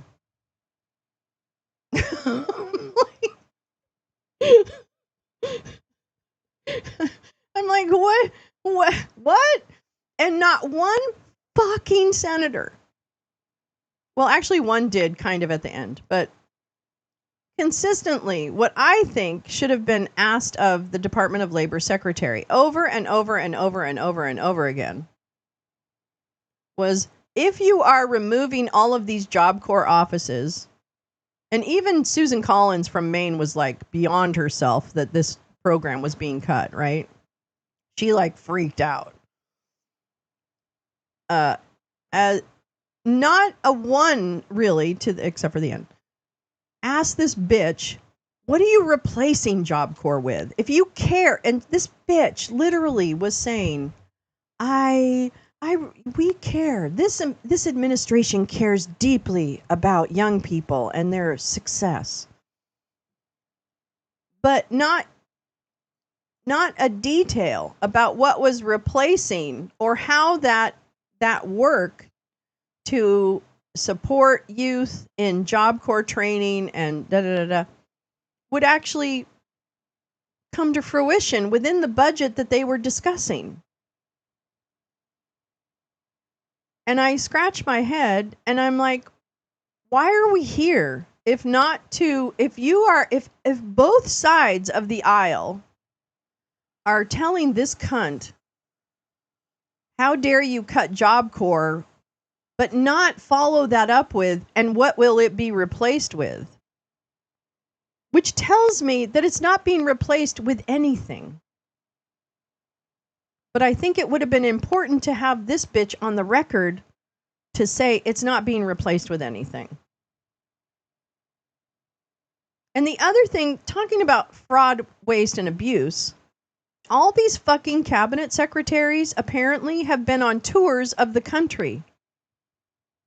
You know, talking, a listening tour. Why are we paying for that? Do we not have Zoom? Do we not have Zoom to have these meetings? Does this bitch have to go to every state in the union and that's a flex? I don't want to fly your ass all over the country. You haven't proven to me that you know shit, Lori. It's crazy. Oh, GP, that is a very positive step. Australia is introducing a new civic and media literacy curriculum in schools. Whoop, whoop. Let's hear it. Man, we suck. And the fact that, senators that I count on to do the right thing and ask the right questions just sit there and go, Secretary so-and-so, will you commit to me to come before this committee and tell us about your plans to fuck everybody? Will you commit to me? If I hear one more fucking congressperson say, will you commit to me? What? Who gives a shit? Who gives a shit what these people commit to? That doesn't mean anything to them. What? This is my point about the norms. Is that we're trying to apply norms to behavior that is absolutely outside of the norm. And by norm, I mean just like decent. I don't know. I don't even know what the right word is to describe it. I'm sorry, I keep going on. I'm supposed to be reading this article. Bleh. Bleh. Bleh. Anyway, so that was that. Don't watch the Department of Labor thing here. You'll just throw things at the screen. Don't do it. Also, don't watch the fucking State Department press conference yesterday. You'll just throw things at the screen. I know Norm passed away. Oh, George went. R.I.P. R.I.P. Yeah, Congress does not get that pass. You're absolutely right. Like, stop. You should never. Will you commit? Will you commit to come before this committee? No, because that bitch lied to you in her confirmation hearing. She's already done that. She's already failed on that commitment. Okay? Debbie, she's already failed. It's just. So, yeah, I agree. Okay, sorry. Let's read this. Yes. Oh, wait. I thought he said that he could deport the Venezuelans. Are you sure, Jim? I don't know why I thought that I thought there was a different outcome to that. Am I wrong? I was gone for it, so.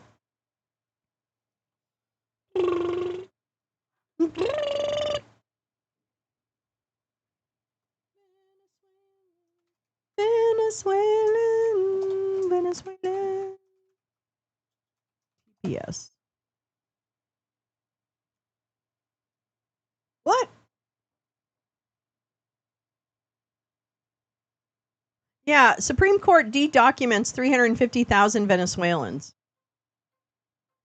Yeah, so actually, the Supreme Court did not. He allowed them to revoke the TPS, the protected status. Let me tell you something about someone on TPS. I had a teacher from Haiti at my school who came as part of the temporary protected status program. And this was during the first Trump administration. And at that point, Trump did threaten the I can't watch her. No, I'm talking about Tammy Faye Rumsfeld, the State Department, different one, same vomit inducing, but different woman. But TPS, like for example, people coming from Haiti, from after the earthquake, after the hurricane, who's basically everything that continues to happen in Haiti today, which is disgusting to me that we can't help Haiti. But I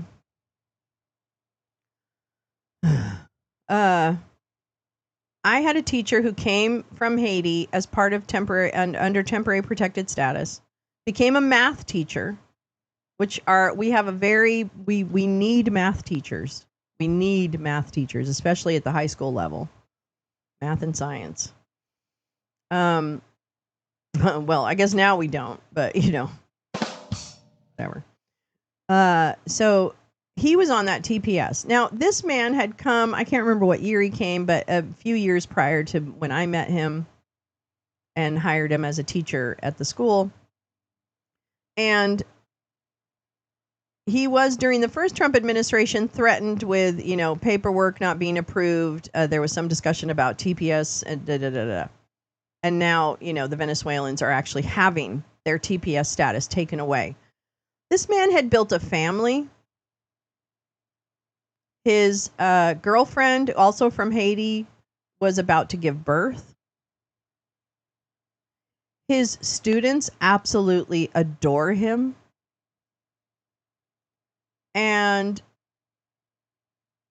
I just think, to me, it's a stark example of someone who has been living their life in one country, created a life, just like just like all of us, going about their day, going to whatever, the supermarket, going to the library, going to the movie theater, going to this, going to that.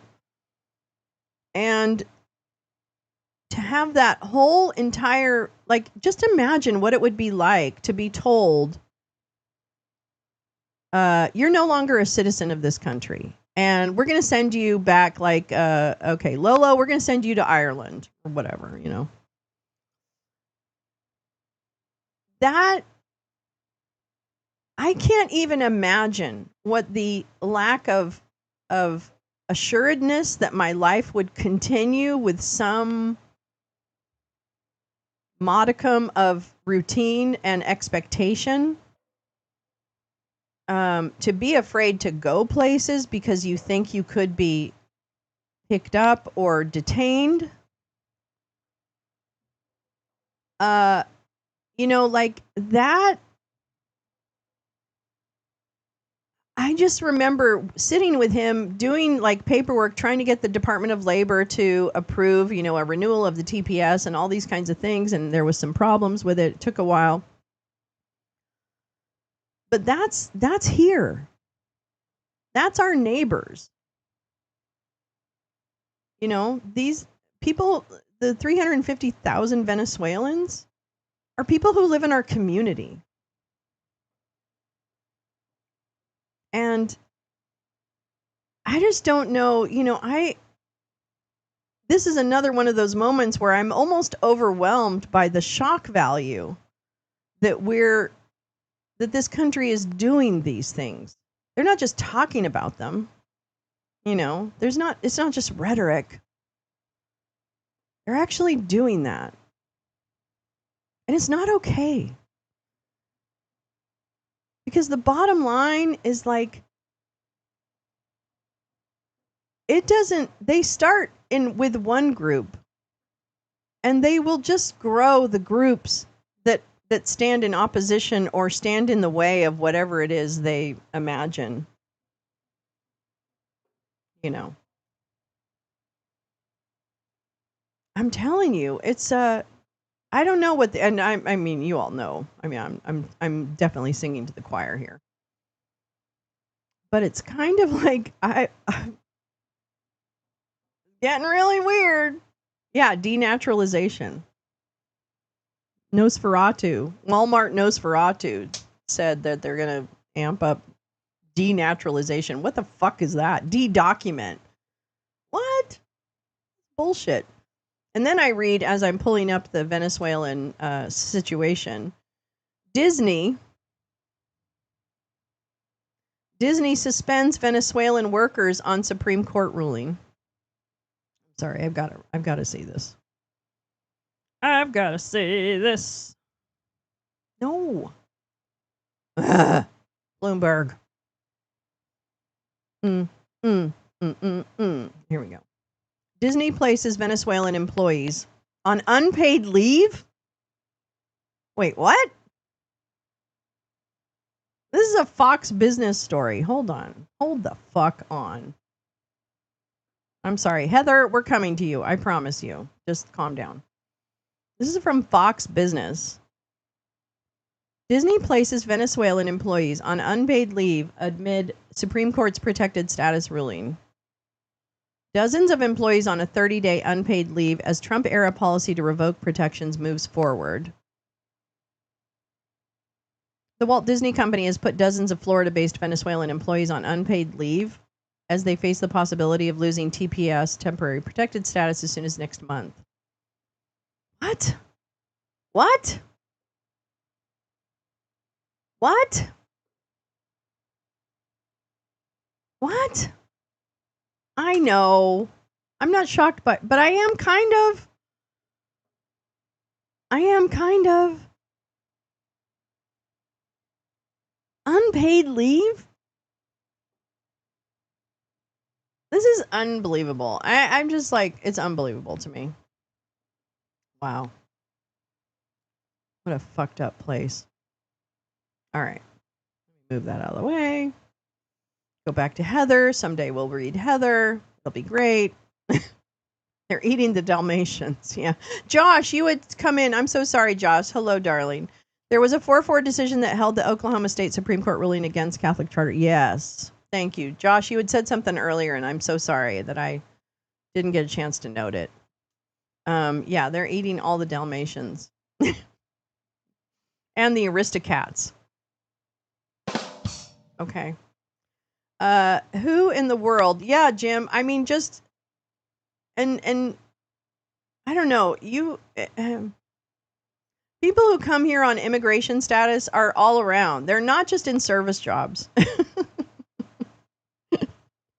Yes, there are a lot of people who work in service jobs, but there's a lot of people who are like working other jobs. Like this has to go beyond just like the working class. Like these are all people. I don't know. Okay. Here we go. Just before 7 a.m. this morning. Oh, God. The House of Representatives passed the Republicans' mega bill by a vote of 215 to 214. All Democrats voted no. 2 Republicans, Thomas Massie, massive asshole, and Warren Davidson of Ohio joined the Democrats in voting no. Chair of the far-right House Freedom Caucus, Andy Harris of Maryland, voted present. The measure now advances to the Senate. I believe that massive asshole Davidson and whoever this other guy is, Andy Harris, they voted because it didn't cut deep enough. Okay, so let's not get it twisted. All right? These 2 dickwads and this other guy only voted the way they did because it didn't cut deep enough. So let's not put them on any pedestals because they don't deserve it. Yeah, exactly. It wasn't extreme enough. So fuck those guys. But fine. That's great. Because you know what? No one will remember that years from now. The Nonpartisan Congressional Budget Office says the bill, the bill cuts at least $715 billion in healthcare spending. Andy Harris is a Maryland coastal, a Trump, never Trumper. $715 billion in healthcare spending, mostly from Medicaid, and $300 billion from the Supplemental Nutrition Assistance Program, which is food stamps in the old vernacular, causing more than 2.7 million American households to lose benefits. 2.7 million households. That's more than 2.7 million people. Oh, he's a never Trumper? I don't know what a nopist is, but I was told that the first cut is the deepest. Baby, I know. First cut is the deepest. What? No. As fully T-nope. Oh, sorry. Oh, he is a Trumpist. I'm so sorry. I got that wrong. Okay, now I get it. No. That's 2.7 million American households to lose benefits. Yeah. Oh, really? Well, I think it's because it wasn't cut far enough.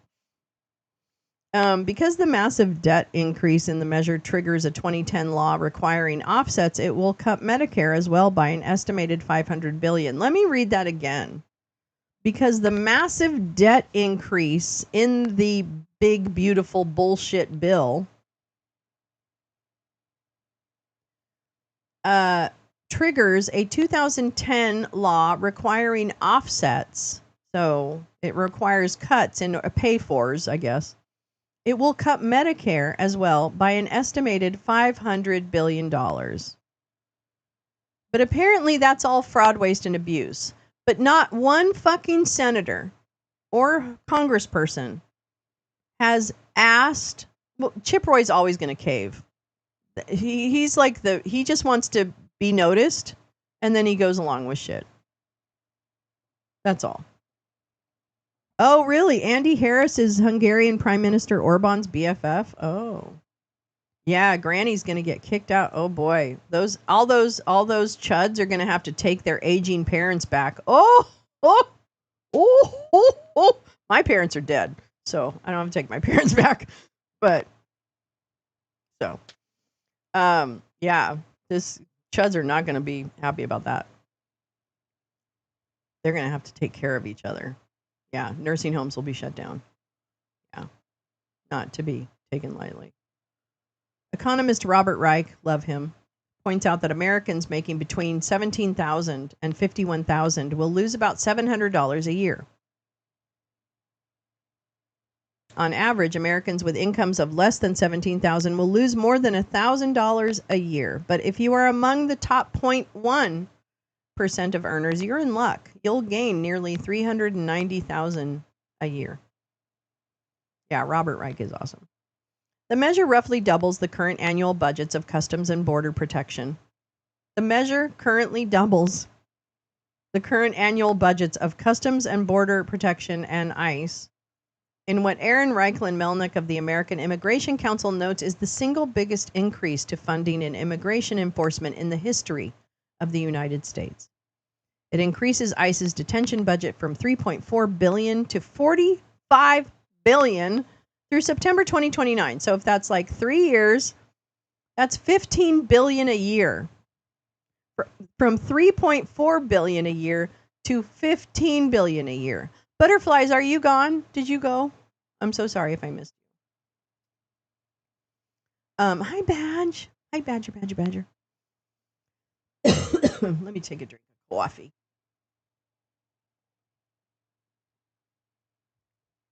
Through September 2029, a staggering 365% increase on an annual basis that would permit ICE to detain at least 100,000 people at a time. It increases ICE's budget for transportation and removal operations by 500% from the current 721 million to 14.4 billion. It also calls for 46.5 billion of construction of barriers at the border, including completing 701 miles of wall, 900 miles of river barriers, and 629 miles of secondary barriers, and replacement of 141 miles of vehicle and pedestrian barriers. This bill highlights a truism in the United States: racism has always gone hand in hand with the concentration of wealth among the very richest people. By driving white fear of a darker-skinned other, elite Southern enslavers convinced the poor white farmers who lost their land in the cotton boom of the 1850s to vote for politicians who insisted that the primary responsibility of the federal government was to protect human enslavement. In an extraordinary meeting with South African President Cyril Ramaphosa at the Oval Office yesterday, President Dump echoed the language of enslavers in 1859 almost explicitly when he insisted, falsely, that white South Africans are facing white genocide. As Tim Cox and Nellie Payton of Reuters explain, the conspiracy theory of white genocide in South Africa has circulated among fringe groups of white South Africans since the end of apartheid in 1994. It claims white deaths in a country with a high murder rate are deliberate ethnic cleansing, although data collected by white farmers themselves show that since 1990, murders of white people make up only 1% of the total number of murders. But Trump sidekick Elmo has embraced the theory. Interesting. Butterflies joined me on a ridiculous, AP ridiculous unmoderated chat. Really? That sounds interesting. Oh, but Trump sidekick Elon has embraced the theory. Well, actually, he might have just generated it. Can we be honest about that? Do you think the Dump administration was even thinking about South Africa until Elon dumped a bunch of money on their laps? Come on now. Really? Come on now. Butterflies is fun to chat with. She's good in a chat. Yesterday, Musk in the Oval Office, Trump showed to the cameras a picture of people moving body bags and said, quote, "These are all white farmers that are being buried." In fact, it was a picture from Goma in the Democratic Republic of Congo showing humanitarian workers burying bodies in a war zone.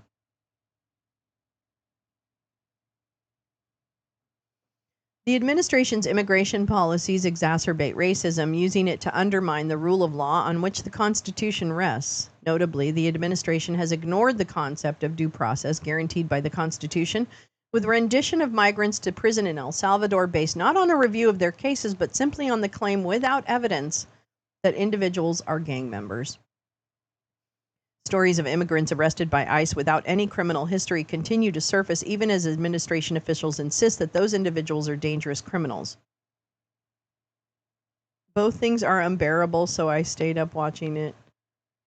Is that the whatchamacallit, the Congress? It was kind of ridiculous. Fewer than half of those swept up outside of Nashville last week had criminal records, although U.S. Department of Homeland Security Assistant Secretary for Public Affairs Tricia McLaughlin, called them, quote, violent criminal illegal aliens, and attacked Nashville's Democratic Mayor Freddie O'Connell as being, quote, pro-open borders. When are we going to call bullshit on all that? When? Yeah, exactly. Trump couldn't point to South Africa on a globe until Elmo.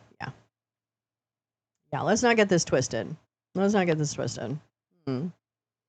Yes, there is a beautiful lake there on which children are enslaved, also fishing. A lot of child slavery in DRC. Okay.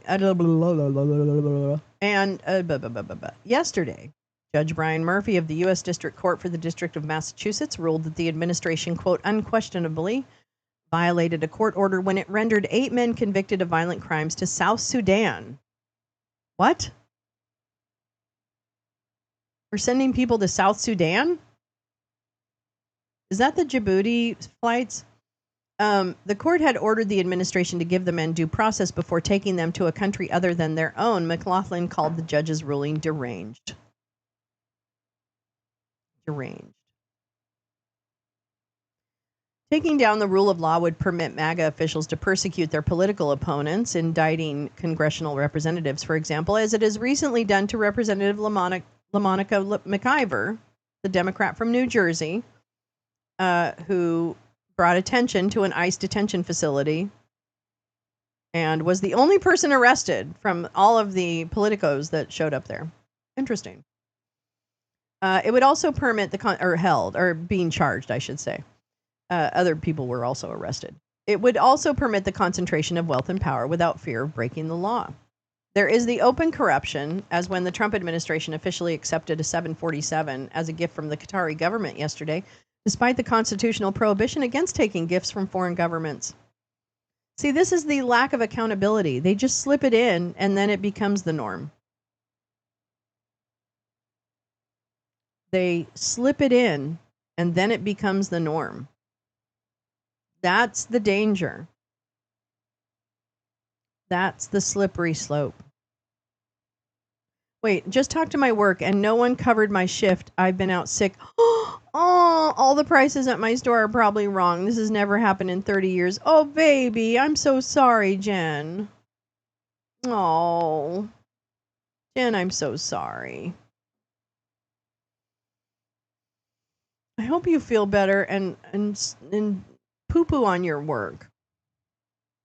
Poo-poo on them. That's their problem. They should have figured that out. Like, who doesn't figure that out? Like, if I was the shift, I would have been like, okay, well, we got to get somebody in here or we're just going to all cover her shift. That's so dumb. I hate people. I hate jobs. I hate jobs. Lee got her hair did. And then she is, what are you doing? Hair done and treats from my favorite Italian bakery. Off to sign documents for the new kitchen. Fuck yes, girl. And Jen, yes, I hope you feel better soon. You don't have workers. Yeah, depends on what they buy. Sickness is going around. Ugh. Terrible. Terrible. Yeah, I hope the customers are like, where's Jen? Where's our beautiful Jen? All right, I'm sorry. I will get through this article eventually. I promise you. Yes, like his first term, but on steroids. Absolutely butterflies. I was talking to Bobo yesterday about that. It's like the first one was like, are you kidding me? The first administration? Muslim ban? Whatever. Hold my beer, Muslim ban. Yeah, down with jobs. Fuck jobs. You know what? Let the AI do that job. No, I'm just kidding. Trump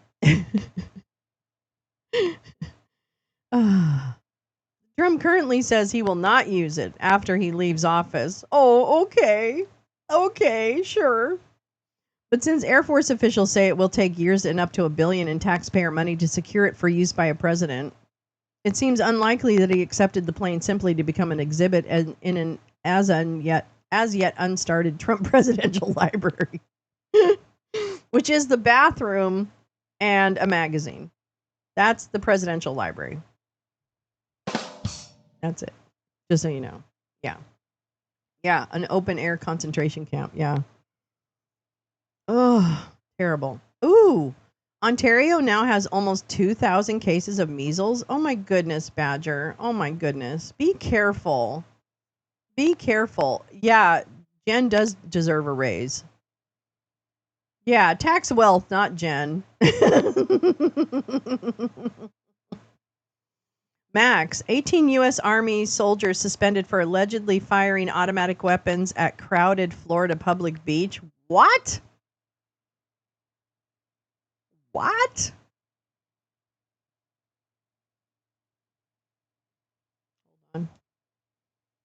Hold on, breaking news. Guys. See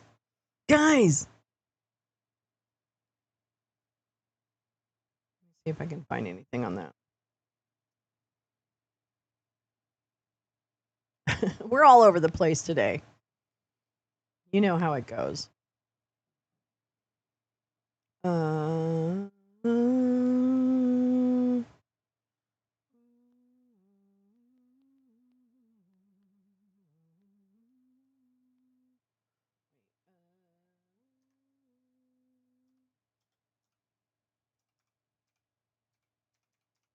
What in the world? What in the world? Oh, I watched Jaws. By the way, this is the 50th anniversary of Jaws. So, yeah. Oh, here we go. Yeah. Here we go. Hold on. 18 Army Rangers suspended for allegedly firing blanks at Florida Beach. The instructors with the 6th Ranger Training Battalion have been suspended during an investigation into whether they fired blanks in front of boaters. What a weird thing. Oh, stop. 18 soldiers with the 6th Ranger Training Battalion have been temporarily suspended as instructors pending the outcome of the investigation into a May 16th incident in Florida during which they allegedly fired blank rounds from their weapons at a public beach. Currently, the Ranger instructors cannot train students going through the final stage of the U.S. Army Ranger at Camp Rudder, located on Eglin Air Force Base in Florida. The 6th Ranger Battalion runs the swamp phase of the Ranger course, but is not within blah, blah, blah. Is this video? Party!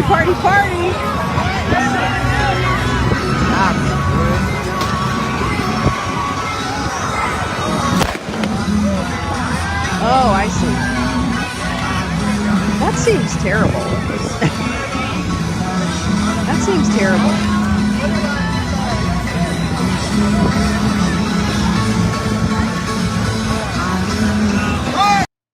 Okay, well, don't do any more. I'm scared. I don't know if that's Crab Island. That's Crab Island. Oh my gosh. Did they ram the ramparts? I don't know. The ramparts may not have been rammed. Where did that come from? That is, well, I'll tell you. Oh, maybe I won't. Task and Purpose. It's some military reporting website. I will, yeah. So I guess, yeah, well, I guess. I want to know if those men were really agents that have been bullying and arresting people without warrants. You know what? I really want, Butterflies, I want to know more about that too, because this whole private security thing is really bothersome. And I started digging a little bit on the private security aspect of our blah, blah, blah yesterday. And I've only begun to scratch the surface, obviously. But there's a lot of that is disturbing about the use of private security forces in all aspects. I mean, I would also definitely say, you know, that ICE is a lot of unmarked, who are these people kind of thing. And apparently that bitch is already over her budget for the for fiscal year 25. Okay? Literally, that cunt with all her wardrobe changes and flights around the world and all this stuff is absolutely over budget. That doesn't happen. It doesn't happen. All right. Okay, we're going to finish this, goddammit. And then there is the more hidden corruption. Last week, David Yaffe-Bellany and Eric Lipton of the New York Times called attention to the announcement by a struggling technology company with ties to China that it had secured funding to buy $300 million worth of Trump's cryptocurrency, the Trump meme coin. It appears the company is hoping to curry favor with the president. That's right. Zach Everson of Forbes noted that the Trump family controls about 60% of World Liberty Financial, a decentralized financial platform that produces the USD1 stablecoin, a kind of cryptocurrency that fluctuates less than most cryptocurrencies because it's pegged to the dollar.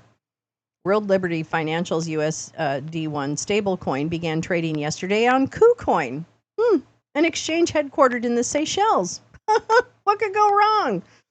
And banned in the United States after it admitted violating laws against money laundering and agreed to pay a $300 million fine. What could go wrong? A spokesperson for KuCoin told Everson that it had reached out about carrying USD1 after the coin, quote, demonstrated strong demand in certain regions. I want to know if any of them are pardoned. Yes. That's a really good point. Yes, and Witkoff. Hi, Jay Rance. Again, Witkoff's son is in on the World Liberty Financial. Yep. I know. But you know what? I have other articles about that. I'm convinced she's been chipped by Elmo. Wait. Who? Wait. Badger. Where did that come from? Da-da-da-da. Who's chipped by Elmo? It's disturbing that they are covering their faces, and Rubio sounds insane. Oh, my God. Rubio is, someone really called him out, I guess. I didn't watch his whole testimony, but there was one senator who's like, I don't recognize you. I don't recognize you, Secretary Rubio. And it's like they've been in Senate before. That's interesting. That was an interesting moment. I'm going to try and find that. Yeah, exactly. Jay's reminding us. CDC detects new COVID variant at you. Oh, man. Oh, man. The KuCoin. Exactly. Oh, my God. I hope you're right. I didn't even realize that. The KuCoin. Holy shit. No boosters for you under 65s. That's right. Unless you're really close to dying, forget about it. Okay. The racism and the corruption are coming together tonight as the top 220 holders, that was last night, of the Trump meme coin joined the president at a private dinner. A Bloomberg analysis of the top 25 wallets, and those are the accounts. Wallets are accounts that hold crypto, so you know. Analysis of the top 25 wallets shows that 19 are owned by individuals from outside of the United States, and many of the winners are companies looking for access to the president. Oh my God. I mean, it was just a party. Party. Many of them dumped their Trump coins as soon as they made the cut for the dinner. That's interesting. Crew, our favorite Citizens for Responsibility and Ethics in Washington, reported today that 50 of the people attending Trump's dinner tonight hold crypto assets with names from the alt-right, including Pepe the Frog and swastikas, or that have names that are racist and anti-Semitic, including the N-word and fuck the Jews. That's what it is. Their language echoes that of the elite enslavers of the 1850s. And for that matter, the Ku Klux Klan members of the late 19th century and late 19th and early 20th centuries, the American Nazis of the 1920s and 30s, and the segregationists of the years after World War II and today. And just like the elite enslavers in the 1850s, MAGA leaders want to get rid of laws that make it harder for them to monopolize the nation's wealth and power, and are using racism to get voters to support them. That's a great line right there. This is a great line. And just like the elite enslavers in the 1850s, MAGA leaders want to get rid of laws that make it harder for them to monopolize the nation's wealth and power, and are using racism to get voters to support them. And because they're inherently racist. Yeah. Also, like their predecessors, MAGA leaders are getting a significant boost from the United States Supreme Court in a decision made today on the so-called shadow docket, the emergency docket in which the court makes decisions without arguments or briefs, and which previously wasn't used for major rulings. The court made it clear it is willing to abandon the idea of independent agencies. Since 1935, the court has upheld Congress's right to appoint the heads of independent agencies and has said that the president cannot fire them without cause. Today, in an unsigned 2-page order, the court paused orders by federal judges allowing board members at 2 independent agencies to stay, even after Trump tried to fire them.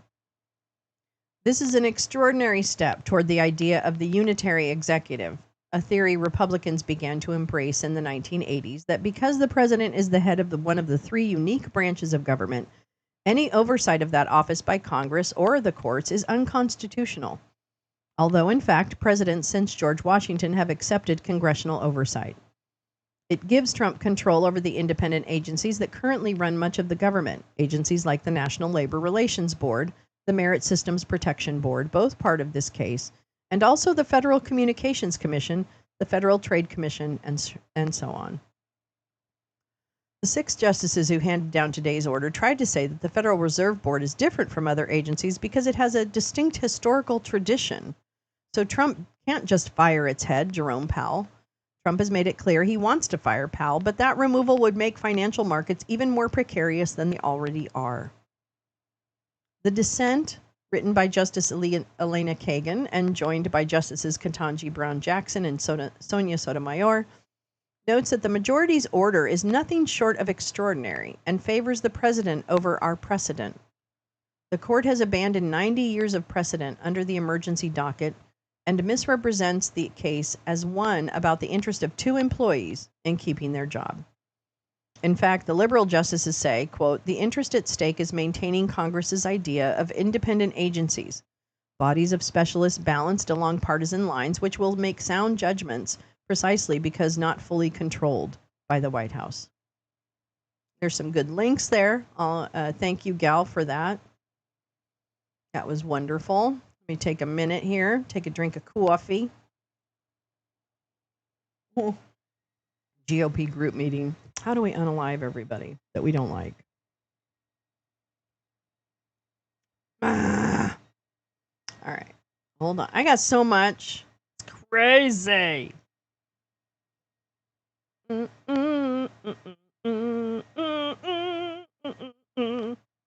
Well, it's funny we ended on that because the first thing I had was about the meme coin. So I think I want to read some of this. Beep. Beep, beep, beep. How you doing? Hey, how you doing? How you doing? Hey, how you doing? Oops.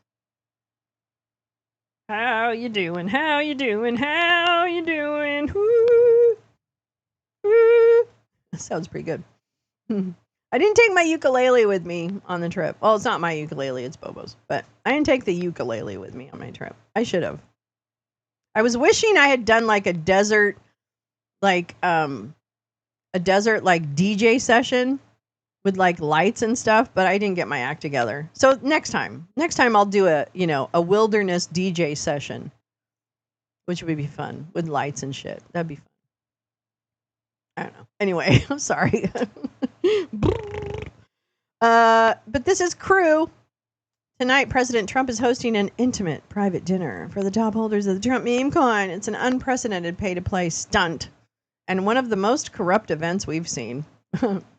That's saying something. Here's what you need to know. Whoopsie. First off, meme coins are a type of cryptocurrency based on an online joke and are known for not having any utility beyond speculation.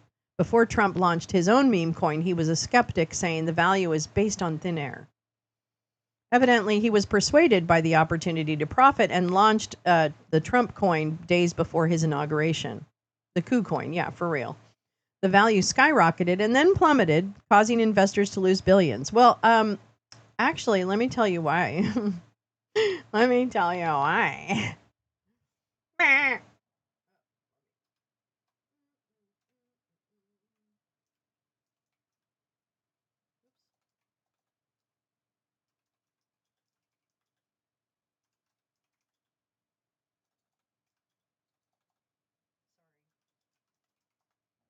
Let's go back to that. Okay, why don't we go back?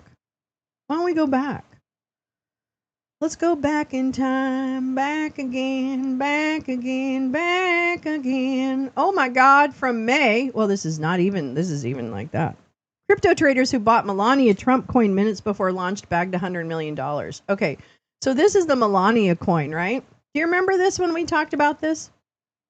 Oh shit, that's not the right one. Do you remember? Oh, here we go. Where is it?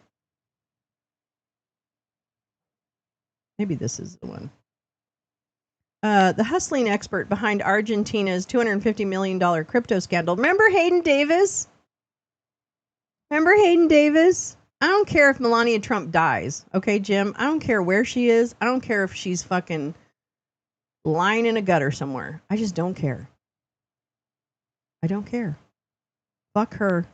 Fuck everything about her. They don't love each other. There's nothing newsworthy about that. Hayden Davis had a string of short-lived business ventures when he met Javier Milei. Together they pumped a crypto token that's shaking Milei's presidency. That's right, Milei's under investigation. But here's the funny part. Oh, whoops, I gotta do this. Here's the funny part. Hayden Davis also, I believe, is involved with this coin. Oh my God. Oh my God. Yeah, Melanie. There he is. There's our bud. The Rump Watch. No, I haven't heard about that. Okay, Hayden Davis, blah, blah, blah, blah, blah. I want to get to the part where he did Libra. He was in the Libra coin, and we talked about the Libra coin kind of at length. Here we go. Wait, where's... Oh, but wait, where was the thing where he was involved in the Trump? By the time he launched Libra, blah, blah, blah, blah, blah. Sorry, blah, blah, blah, blah, blah. Oh, Melania, blah, blah, blah, blah, blah. This is not the article, but this Hayden Davis, these guys, they pull the rug out from under all of these meme coin launches. I thought there was some. I'll find the article that links him to the Trump coin, because he's also involved in that. He's the coin guy. And there's other people involved with this coin, but he's part of this whole scheme. So anyway, just so you know, just kind of coming back to that. Where is that? Oh, no. There we go. Because it was the rug was pulled out from under it.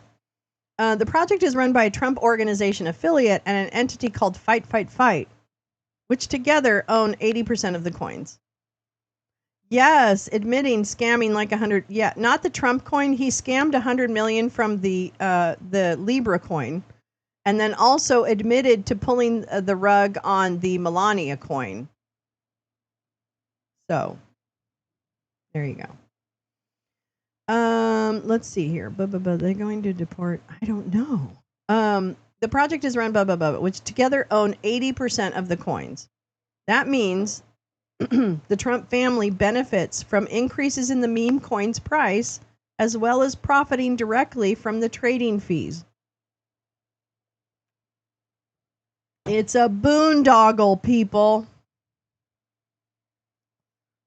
The value of the coin had normalized until the price surged on April 23rd when Trump announced a dinner at his club for the top 220 owners of the Trump coin and a private reception with Trump at the White House based on their average holdings between April 23rd and May 12th.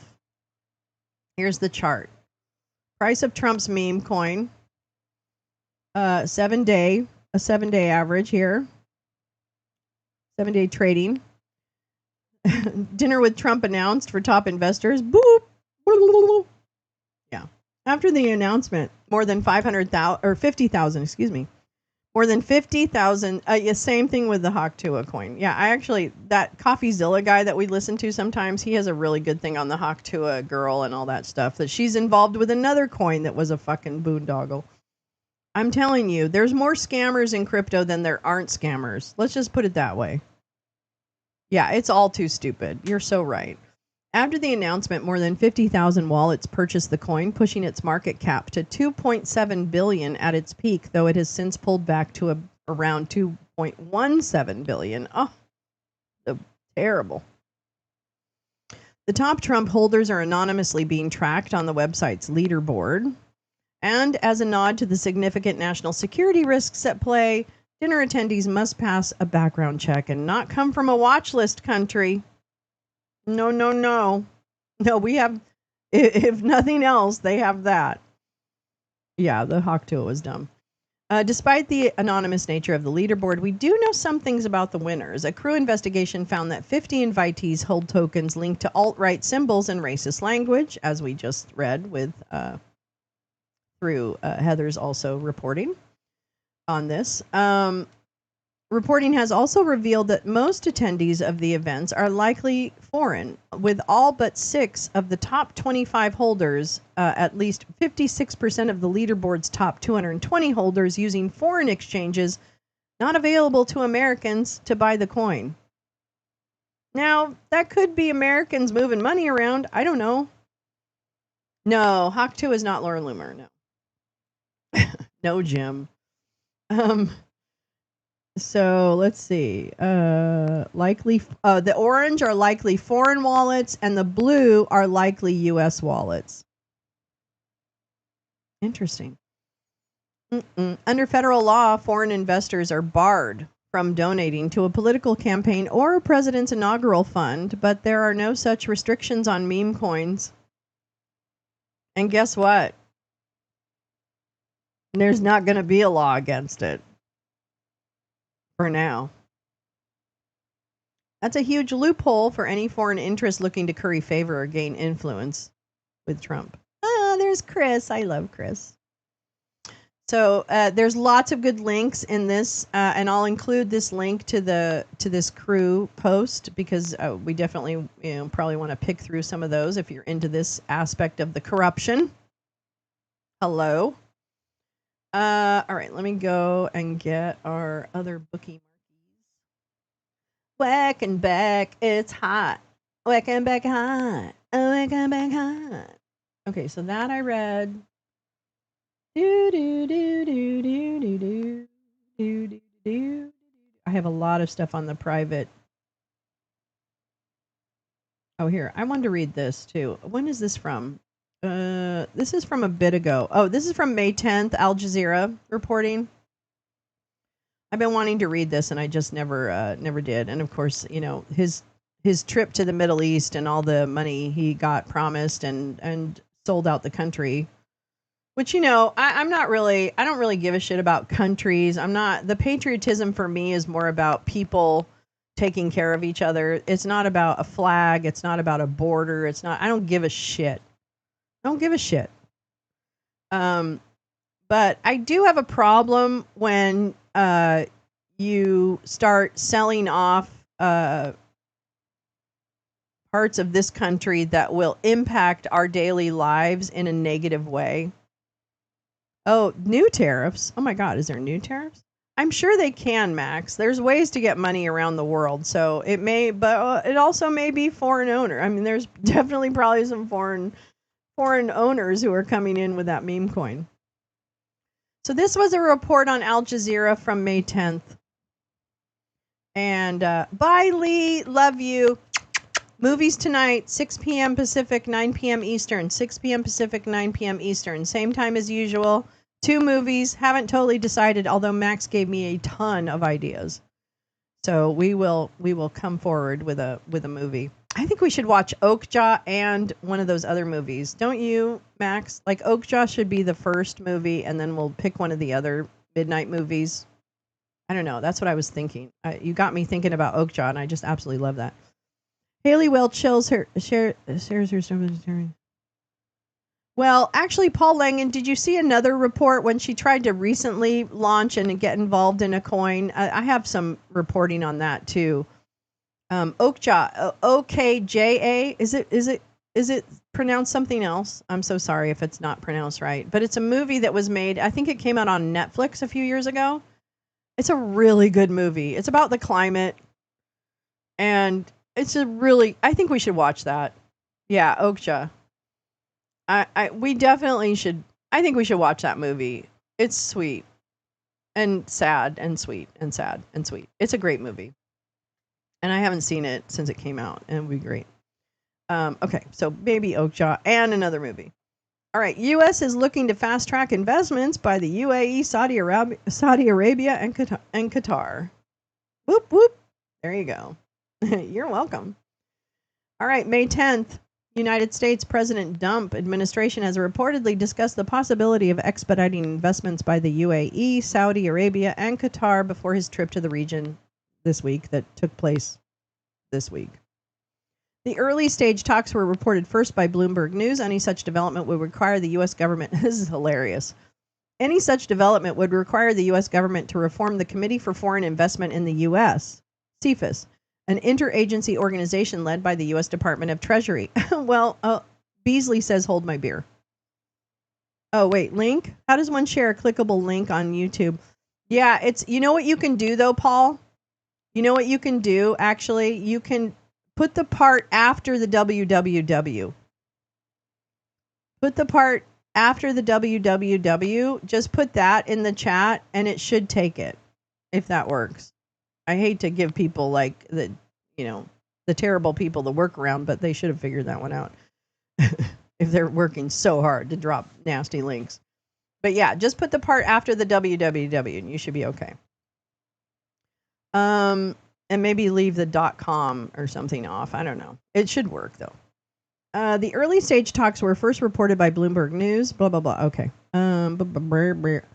Okay. Led by the U.S. Department of the Treasury, so Mrs. Beasley, which also includes representatives from the Departments of Commerce, Defense, Homeland Security, and State that review foreign real estate investments to evaluate if any pose a national security risk. Oops. Really? We're going to put those people? We're going to put those people in charge? Are you kidding me right now? While it is not clear what a reform would entail, the goal would be to fast-track investments from these countries with whom Trump had fostered a close working relationship during his first term and bring in billions of dollars to the U.S. economy. Is that where it's going? Is that where it's going? Is that where it's going? The president might announce more information, blah, blah, blah. Okay. Investment surge. 5 of the top 10 most active wealth funds come from these 3 countries. 3 of those 5 funds are in the UAE. In March, UAE National Security Advisor Sheikh Tanoun bin Zayed met the president and later committed $1.4 trillion in investments to the U.S. over a 10-year period. The commitment includes investments in sectors such as AI. Oh my God. Oh my God. Oh my God. Oh, breaking news. Breaking news. Breaking news. Judge Burroughs has granted Harvard's restraining order barring the administration from terminating its foreign student population. That's right. This government tried to tell a university what students they can take. What? You fucking chuds that think authoritarianism is the way. You're such a classic fucking mark. You're just a classic fucking mark. You're so goddamn done. And you don't even see it. And you are the ultimate useful idiot for these motherfuckers who are basically raping the American economy. Never mind the damage to our ability to exercise any influence in this world. If you think that we're currently exerting influence on the world, you're dumber than I thought you were. I mean, really. You are the easiest of marks. And, whatever. I don't give a shit. I don't care if you live or die, frankly. But, my God, you are some motherfucking dumbasses. Disney's live-action redo Lilo and Stitch boasts the biggest preview of the year so far in 7th. Well, we're really upset about Disney and their motherfucking... they decided to stop The Florida parks, which is different than the Disney production, but whatever. Um, but yeah, we're mad at Disney. I mean, we're mad at Disney all the time, but now we're really mad at them because that's bullshit. How dare you put people on unpaid leave who are about to be deported? How fucking dare you? How fucking dare you, Disney, Florida? How fucking dare you? Mission Impossible. I just saw some little clip with what's his name? Tom Cruise filming that film. I will say this, I've heard from industry people that Tom Cruise on set actually is pretty nice to the crew. I don't know anything about Tom Cruise other than that. And yeah, he's a fucking Scientologist and whatever. And an asshole, probably an asshole. But apparently with crew, he's actually pretty good. I don't know, I've heard that. And actually when COVID was kind of a thing more, he would shut down his own set if they weren't COVID. COVID, whatchamacallit. COVID friendly or COVID, safe. So I did hear that story. Anyway, so yeah, he apparently he's not a terrible person on set. I don't know. Yeah, maybe. Yeah, compliant. Thank you. And that's thinking about your crew. You know what I mean? Like if you think about the crew, that's pretty good. Okay, here we go.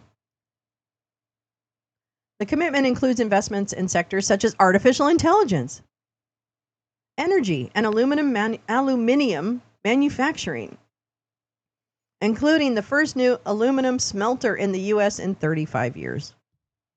It also includes $1.2 billion mining partnership in Abu Dhabi-based ADQ, a sovereign wealth fund, and the New York City-based investment firm Orion Resource Partners to mine for critical minerals in Africa, Asia, and Latin America. Welcome to the new world of extortion. We're going to extort our trading partners for their resources. I would put money on it. In fact, we probably already are. We did it with Ukraine. And they're just doing it with every country that will pay attention. When do we have a coup? When do we have a coup? Yeah. Where's Chris Wray now? Where's Merrick Garland? Fuck all of them. Fuck all of them. Fuck all the old Democrats. Fuck all of you.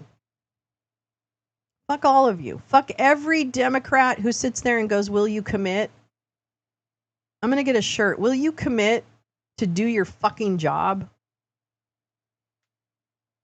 But she laughed too much. And you know what? I never even liked her. I'm not even, like I've always said that. I'm not a huge Kamala fan. Okay? She was like, I'm not, but it definitely would have been at least a fucking, we would have had a fighting, we wouldn't have to deal with some of this nonsense. And we could just attack the inherent corruption in any administration. I would take our old corruption and fighting that versus this. And that's, I don't even believe I'm saying that, but yeah, fuck Doug Emhoff. Fuck all of them. Fuck all of them. And if she runs for governor in this state, we're going to have a problem. We're going to have a problem. Anyway, the commitment includes investments in sectors such as AI, energy, aluminum, blah, blah, blah, blah, blah, blah, blah, blah. The largest segment of the proposed investment is in AI. Oh my God. I wish I wasn't right about everything. I'm just kidding. I'm just kidding. The old mob helped us fight the Nazis when they landed. Yeah, that's true. There was something. I don't know. I don't know. I guess I didn't think the Nazis would actually become the leaders, but maybe I was wrong. Oh, is the stock market down? Oops. See, this is the problem. He's going to say oh, never mind. It'll come back in a little bit. And all the chuds will forget and go, oh, yeah, did he say it was going to come back? Did it ever go down? I don't even know. The largest segment of the proposed investment is AI. An Abu Dhabi-based investment fund called MGX has promised to invest $100 billion in a data center and energy infrastructure. So you're telling me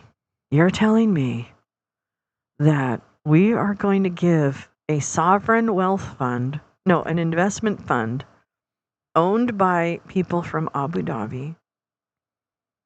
We are going to give them ownership of part of our energy infrastructure. I don't think it's a good idea to have foreign governments own your infrastructure. Okay? I don't think it's a good idea. I just don't.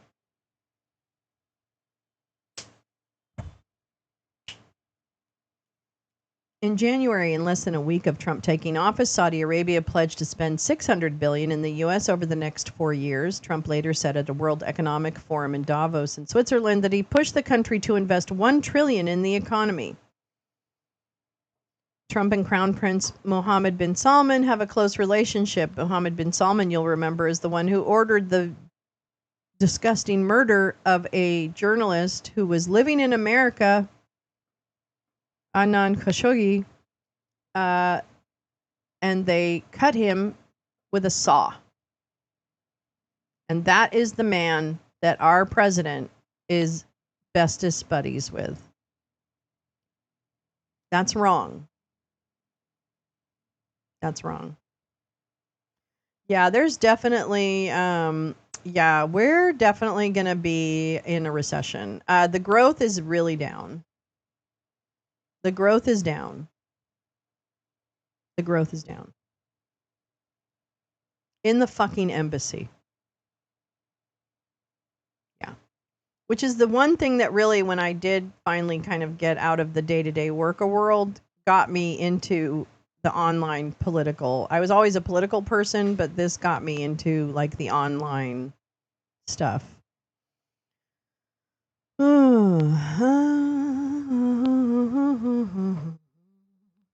Qatar, I don't know how we supposed to say that. Already had a strong investment relationship with the U.S. in 2015. The Qatar Investment Authority, which is part of the government, pledged a $35 billion investment and opened offices in New York and Washington to facilitate the investments.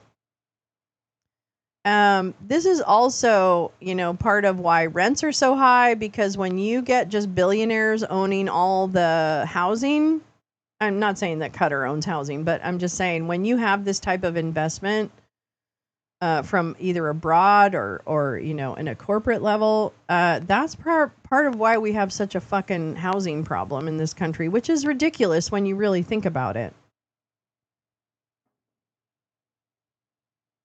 Yeah, but the tax cuts. But the tax cuts, not liquor.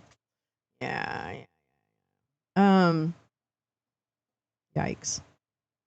Oh, cute jeans. Just kidding. Some of the Qatar investment, most notable investments include $200 million in Eat Just, an alternative meat and egg brand, and major real estate investments in New York City, including a 10% stake in the Empire State Building. Okay, whatever. Conflict of interest? No, really? Are you kidding me? Conflict of interest? Yeah, and don't forget data and how. Yeah, you're right. Despite no direct involvement of the Trump Organization, the private company housing the Trump family-owned brands, including Trump hotels and golf resorts, Trump's upcoming trip or past trip, and the proposed fast-tracking of investments have raised concerns of conflict of interest. Really? Bob's trying hard again, guys. He's back. Yeah, Bob's actually the domestic terrorist, funny enough. Or maybe actually, you know what? Bob actually wouldn't have any guts to do anything. He likes to sit on his mommy's couch and between fucking her and project onto people. Go fuck yourself, Bob. In fact, go fuck your mother. Go fuck your mother. Yeah, go lay your mom. That's right. You need to relax. You need to relax. But thanks for the views. Thanks for the boost to the algo, bitch. I love it. Thank y'all. A month after winning the U.S. election, the Trump Organization announced it had leased its brand to. No, Bob has shown himself from his car. Yeah, Bob sits in his car and streams. He's a creeper. I think he's like a molester, like a Chester the molester type. That's the vibe he gives me anyway. I don't know. What about Bob? Bob's a star. Bob, you're a star. Bob, you're a star. Who knew? Thanks for breaking the tension. Bye. A month after winning, okay, blah, blah, blah. The president's company also has projects and developments in all 3 of the countries he's set to visit, and that might receive fast-track status for investments. But it's in a blind trust run by his children. That's not blind. It's not a blind trust if your kids run it. Okay. Hi, Scott. How are you? This trip where Trump will meet with foreign officials who have the ability to make decisions affecting his company and business partners poses enormous conflicts of interest for Trump, whose company is engaged in significantly more foreign business than during his first term. That's right. He's basically totally the only investments that are coming from outside the country, really. He's just focused on making the deals for his own organization. The stable coin, all of this stuff. It's all bullshit. Blah, blah, blah, blah. Poses enormous conflict. Oh, wait. On April 30th, if only, G. If only. No, it's his mom. He's in love with his mom, which is why he comes to me, because I represent an older lady figure. And so he has this real weird thing. It's fine. You know what? Whatever gets your rocks off. I don't know. If your mom's okay with it, I'm fine with it. I don't give a shit. Let's see. Less work for me. No. On April 30th, the Trump Organization, whose real estate development arm is led by his son Eric, the dumb one, announced a new luxury golf resort in Qatar. Unlike in the first Trump administration, the Trump Organization said in advance of Trump's inauguration that it would not shy away from foreign property investments. That's right. No, we won't. All right, so that's that. That was a good one. Thank you, Al Jazeera. That was from earlier in May, though. Let's see. Then I wanted to go over here, and I wanted to go over there. Yeah. So now we're going to turn our attention. Let's turn our attention to private security. Private security. Oh, a jackrabbit. Oh, that's so cute. I had cute little cottontail bunnies in the desert. They were so cute. Oh, my goodness. All right, I don't have these in any particular order. This is from, what is this from? I don't even know. Labimedd.org. Okay, let me see. I really want to find out what this organization is before I just tell you. Can you guys actually put your name on something? Is that okay? Can you just put your name on it, please? What's your name? Oh, Incubator for Media Education and Development. There we go. Butterfly's nose. Butterfly's nose.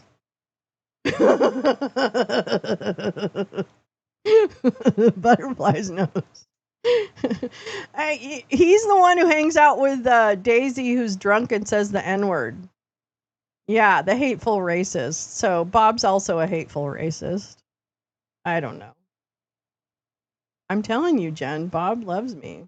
They all do. All these old chuds, they just fucking yank their junk for me. It's just disgusting. I turned into a rat. I did. I turned into an owl and I ate the rabbit. That's right. I did. I have new games too. I want to get back to gaming, although I realize that watching me game is probably pretty boring because I'm really like pathetic at it, but whatever. Whatever. Okay, so this article is from these guys. This is from March 12th, reading it backwards, March 12th, 2025. And some of these articles are old because apparently all of this kind of came out and it just got lost for me in the shuffle of all the other shit. Other shit that was happening. All right, let me make this bigger. Oops. All right, this is an analysis piece by Michael Picard. Which little known American military company is set to profit in the wake of Israel's war on the Palestinian enclave? Michael Picard is an independent arms trade researcher, member of the Forum on the Arms Trade. Multiple international publications, including Reuters, have reported that an American military contractor called UG Solutions is set to manage a checkpoint in Gaza as part of the ceasefire agreement between Israel and Hamas. Their purpose is to ensure that vehicles moving into the war-ravaged northern half of the Strip aren't used to transport weapons. The company did not respond. Trump recently said that the U.S. would, quote, take over and, quote, own Gaza, a proposal that sparked harsh criticism from both the United Nations and Washington's allies. Well, and probably every human that has a fucking soul. Pretty much. The Trump administration has since walked back those comments, but not really.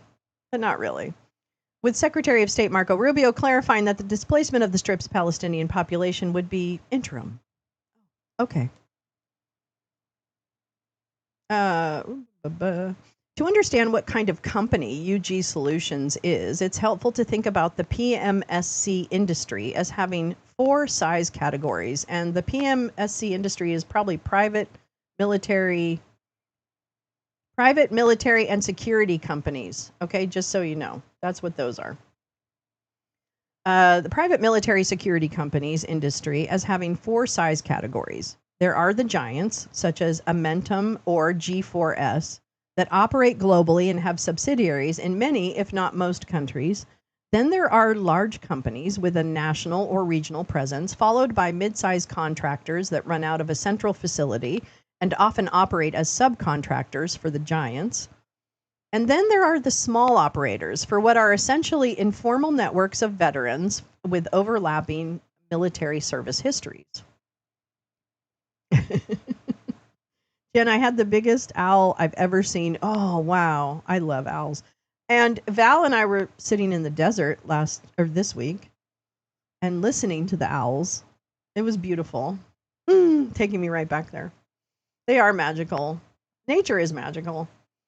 UG Solutions appears to be a small-scale company. Its website contains no information, only a message form and a generic stock image of a military-like command post.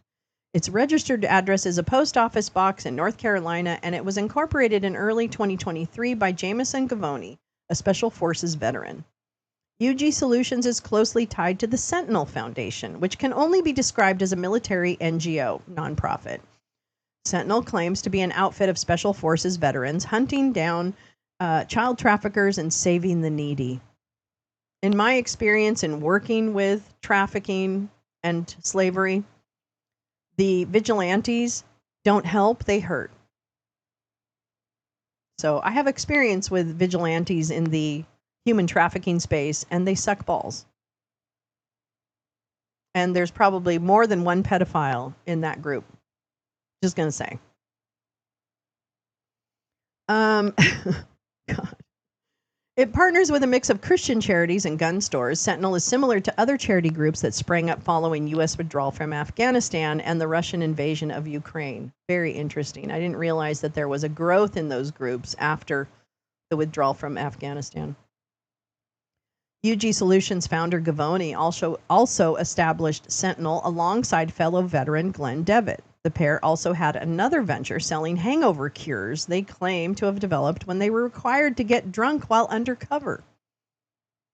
Gavoni has incorporated several other businesses and entities, including Frontier Cannabis Company, LLC. What?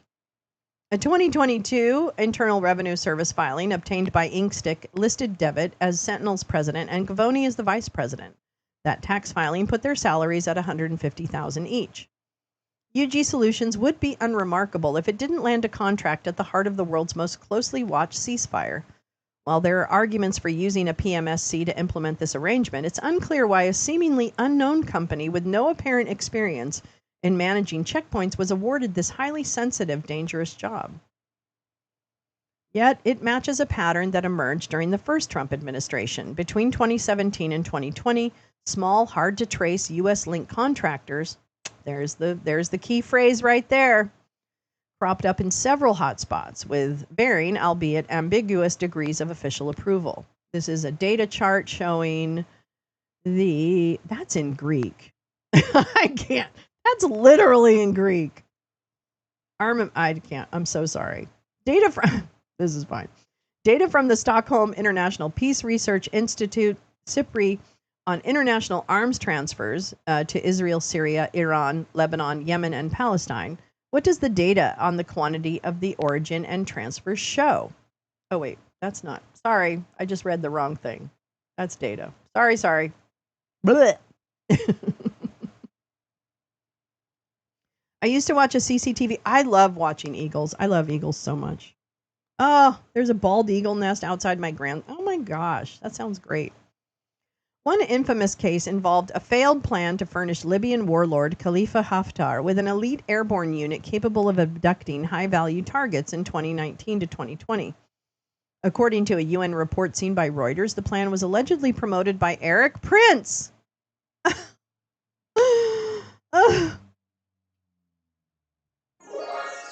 Founder of the infamous and now defunct private military contractor Blackwater and brother of Trump's then Education Secretary Betsy DeVos, and was implemented by the UAE-based PMC Lancaster 6. Prince's alleged involvement would have required a U.S. arms export license. As a UN report seen by the New York Times says, he apparently brokered an arms transfer to a heavily embargoed conflict zone. Oops. Oopsie. His lawyers denied any involvement. Of course they did. Eric. Then there was the failed Operation Gideon, in which an outfit of U.S. Special Forces of veterans and Venezuelan dissidents attempted to depose Nicolas Maduro regime in 2020. The operation was a spectacular failure as regime forces managed to capture the participants, including the American contractors. The founder of the involved PMSC, Silvercorp USA, claimed to have high-level support from the Trump administration, though the U.S. government denied any involvement. But this term says, hold my beer. The appeal of using small PMSCs in sensitive contexts is that they're deniable and leave a relatively light footprint. They operate in a poorly regulated global market and can exploit loopholes in gray areas that states can't. And then they murder people and then they get pardoned by the president. That's the way it happens. They can provide, a mechanism for shady transactions such as arms transfers, resource concessions, or off-the-books payments. They can be dissolved when the job is done and disowned when they fail. But they often fail, as all the above cases did, as ambitious adventurers often find themselves in over their heads. If the Gaza ceasefire deteriorates, UG Solutions personnel could quickly find themselves at risk of death or capture. Then there is the risk of causing great civilian harm, akin to Blackwater's 2007 Nusra Square massacre in Iraq, which left dozens dead and injured. Using PMSCs as a foreign policy tool also comes with hidden costs in the long run. Do they care? No. It encourages other companies to go dark, be political, and avoid accountability. It will also fuel perceptions that the U.S. is behind wild card mercenary activities such as Operation Gideon, even when it isn't. Finally, it sends a signal to other countries that PMSCs are an increasingly legitimate tool of statecraft. Very interesting. Okay, I have more. Oh my gosh, I have more. We have more. Oh wait, I gotta go to this Okay. Let's see. This one? No, this one. All right. Just a few articles, some old, because like this one's from January 24th, 2025, because apparently this whole Gaza checkpoint contractor thing has been going on for a few months since the inauguration. Which I'm going to be honest with you, this part of the story got lost for me in the cavalcade of shit that has run downhill from this administration.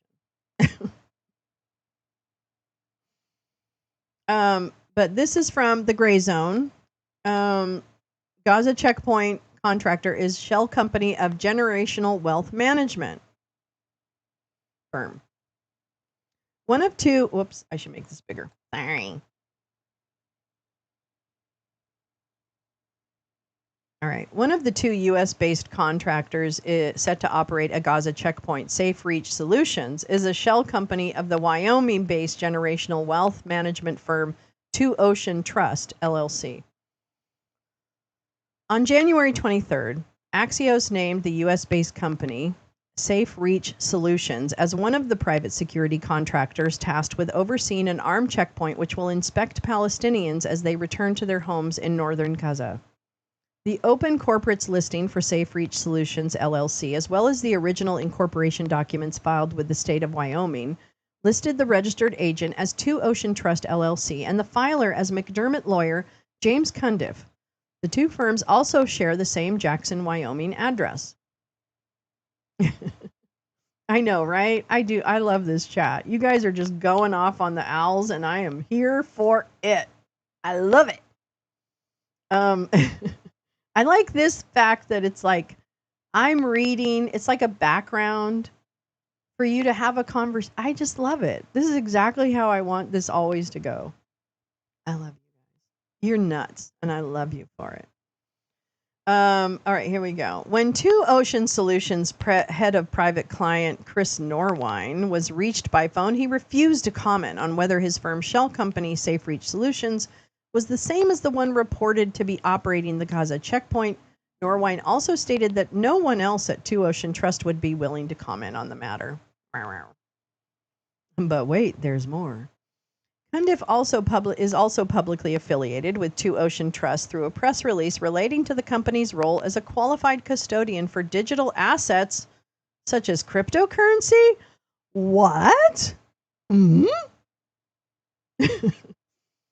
Cundiff did not immediately respond to requests for comment made by voicemail and email. Safe Reach Solutions has been listed as one of three private security contractors set to form a multinational security consortium, which will oversee the inspection of Palestinians in the Israeli-controlled Netzarim corridor in Gaza following the ceasefire. Axios described Safe Reach Solutions. This was back in January when, they were lying about the ceasefire then. You remember that? They're still lying about it now, right? Israel continues to bomb Gaza and kill Palestinian children. So there's that. While starving them. So there's that. Okay. Which will oversee the inspection. Axios described Safe Reach Solutions as a strategic planning and logistics company and said it drafted the operational plan for the checkpoint.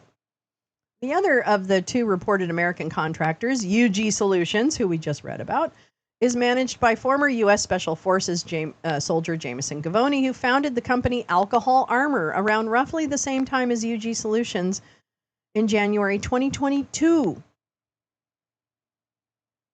according to his LinkedIn profile. He is also the founder and former chief operating officer of the Special Operations branded counter-trafficking organization Sentinel Foundation, which is a bunch of bullshit. So there. According to the origin story video published by Alcohol Armor to YouTube, Gavoni is a degenerate from Boston who joined the army as fast as I possibly could to inflict pain on the people who inflicted pain on us. That's a quote. Quote, joined the army as fast as I possibly could to inflict pain on the people who inflicted pain on us.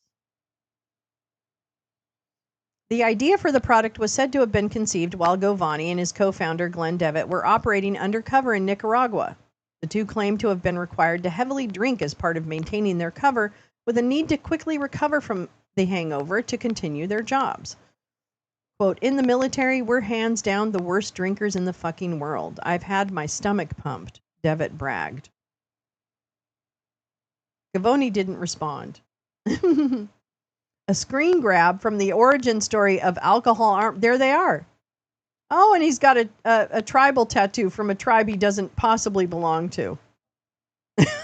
That's why I love it when white people do this. And I don't love it. Yeah. Pelicans are really mean. All right, so that's that. I'm telling you, I went deep on this one last night. I was like, I gotta find out more, and I still haven't found out everything I want about these goddamn things. Let's see this one. Oh, this one I want. This is the whoops. No, it's not. No. I hate you. I hate you. Wait, I need this. This is not okay. Wait, North Carolina.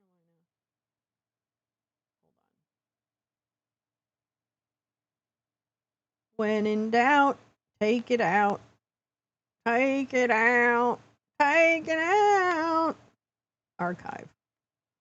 Archive. I always have the Rolling Stone article in here. Sorry about that. I'm so lazy.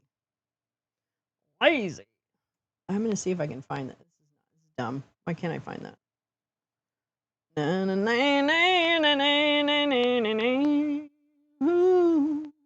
I think this is the one. Okay, well, but that's not what I want.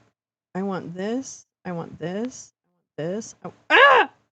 Okay, fine. Sorry. Sorry, everybody.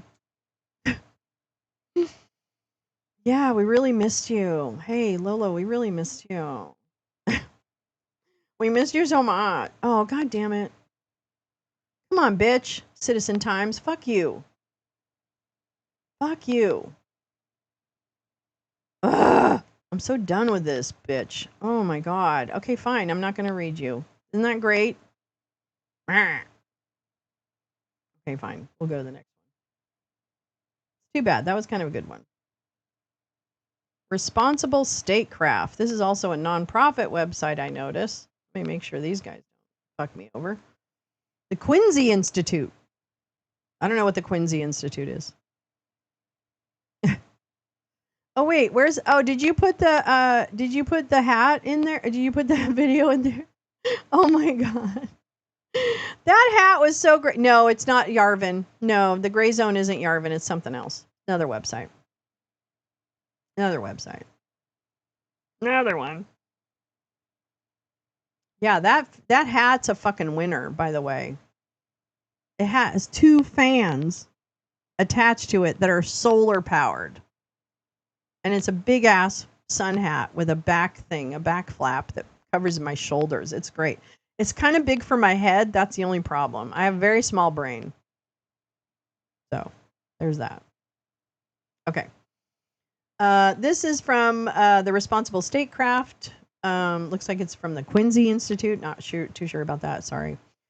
Former private soldiers say this new way of war, unofficial boots on the ground, could go sideways while giving governments political cover. Yeah, gray mirror. Exactly, Jay. The notion of sending private contractors to Gaza has been floated numerous times to mixed to poor reviews. Last year, national security expert Peter Singer dismissed this cause as not even half-baked. More recently, a retired military official told RS, the publication, it was a bad idea. Even Washington Post columnist David Ignatius described the concept as potentially controversial. And that's about as spicy as Republicans get. Despite the disquiet, U.S. private contractors are ultimately going to Gaza to work on checkpoint and security maintenance as part of a multinational consortium created pursuant to the recent ceasefire and hostage deal. The consortium, according to the Axios reporting, is to facilitate Palestinians' return to North Gaza while preventing possible weapons flow in the same direction. Is it though? Is it? Is it though? Is it though? Oh, the old gray mirror, it ain't what it used to be. Ain't what it used to be. Ain't what it used to be. Curtis's old gray mirror, it ain't what it used to be. Na, na, na, na, na, na. I don't know that song. Okay, here we go. Safe Reach Solutions drew up the operational plans for a key checkpoint between southern and northern Gaza. The second, UG Solutions, has been assigned to help staff it. Company emails say that armed guards will carry out, quote, internal vehicle checkpoint management and vehicle inspections there for this mission. UG Solutions is offering a daily rate of at least $1,100 to personnel, at least 100 of them. It sends to the enclave along with a $10,000 advance. Contractors have reportedly already been deployed. The introduction of private contractors is apparently critical to the success of the ceasefire, as Israel's earlier demands to have IDF forces staff the checkpoint were reportedly holding up previous attempts to broker a deal. No, really? But former private military contractors who spoke with responsible statecraft say the practice of privatizing military and security-related affairs poses a number of risks to the contractors while allowing governments, in this case the United States and Israel, to forego putting their own military on the ground. Oh, and by the way, it actually also ends up in more civilian deaths, I would imagine. Yeah, exactly. Furthermore, these experts say the private military industry in general, thanks to the built-in profit incentive and overarching opacity of its operations, lends itself to exacerbating and prolonging violence in the conflict, not restraining it. Yep, that's right. Cassowaries are very scary. Jen, cassowary, yeah. I went to see Skippy as an emu chase me and attack. No, those are very, very fucking scary birds. Big birds are so scary. Those cassowaries you don't fuck with a cassowary. They'll fuck you up. They're like a fucking hippogriff or whatever, you know? Like they'll bite your ass. I don't blame them.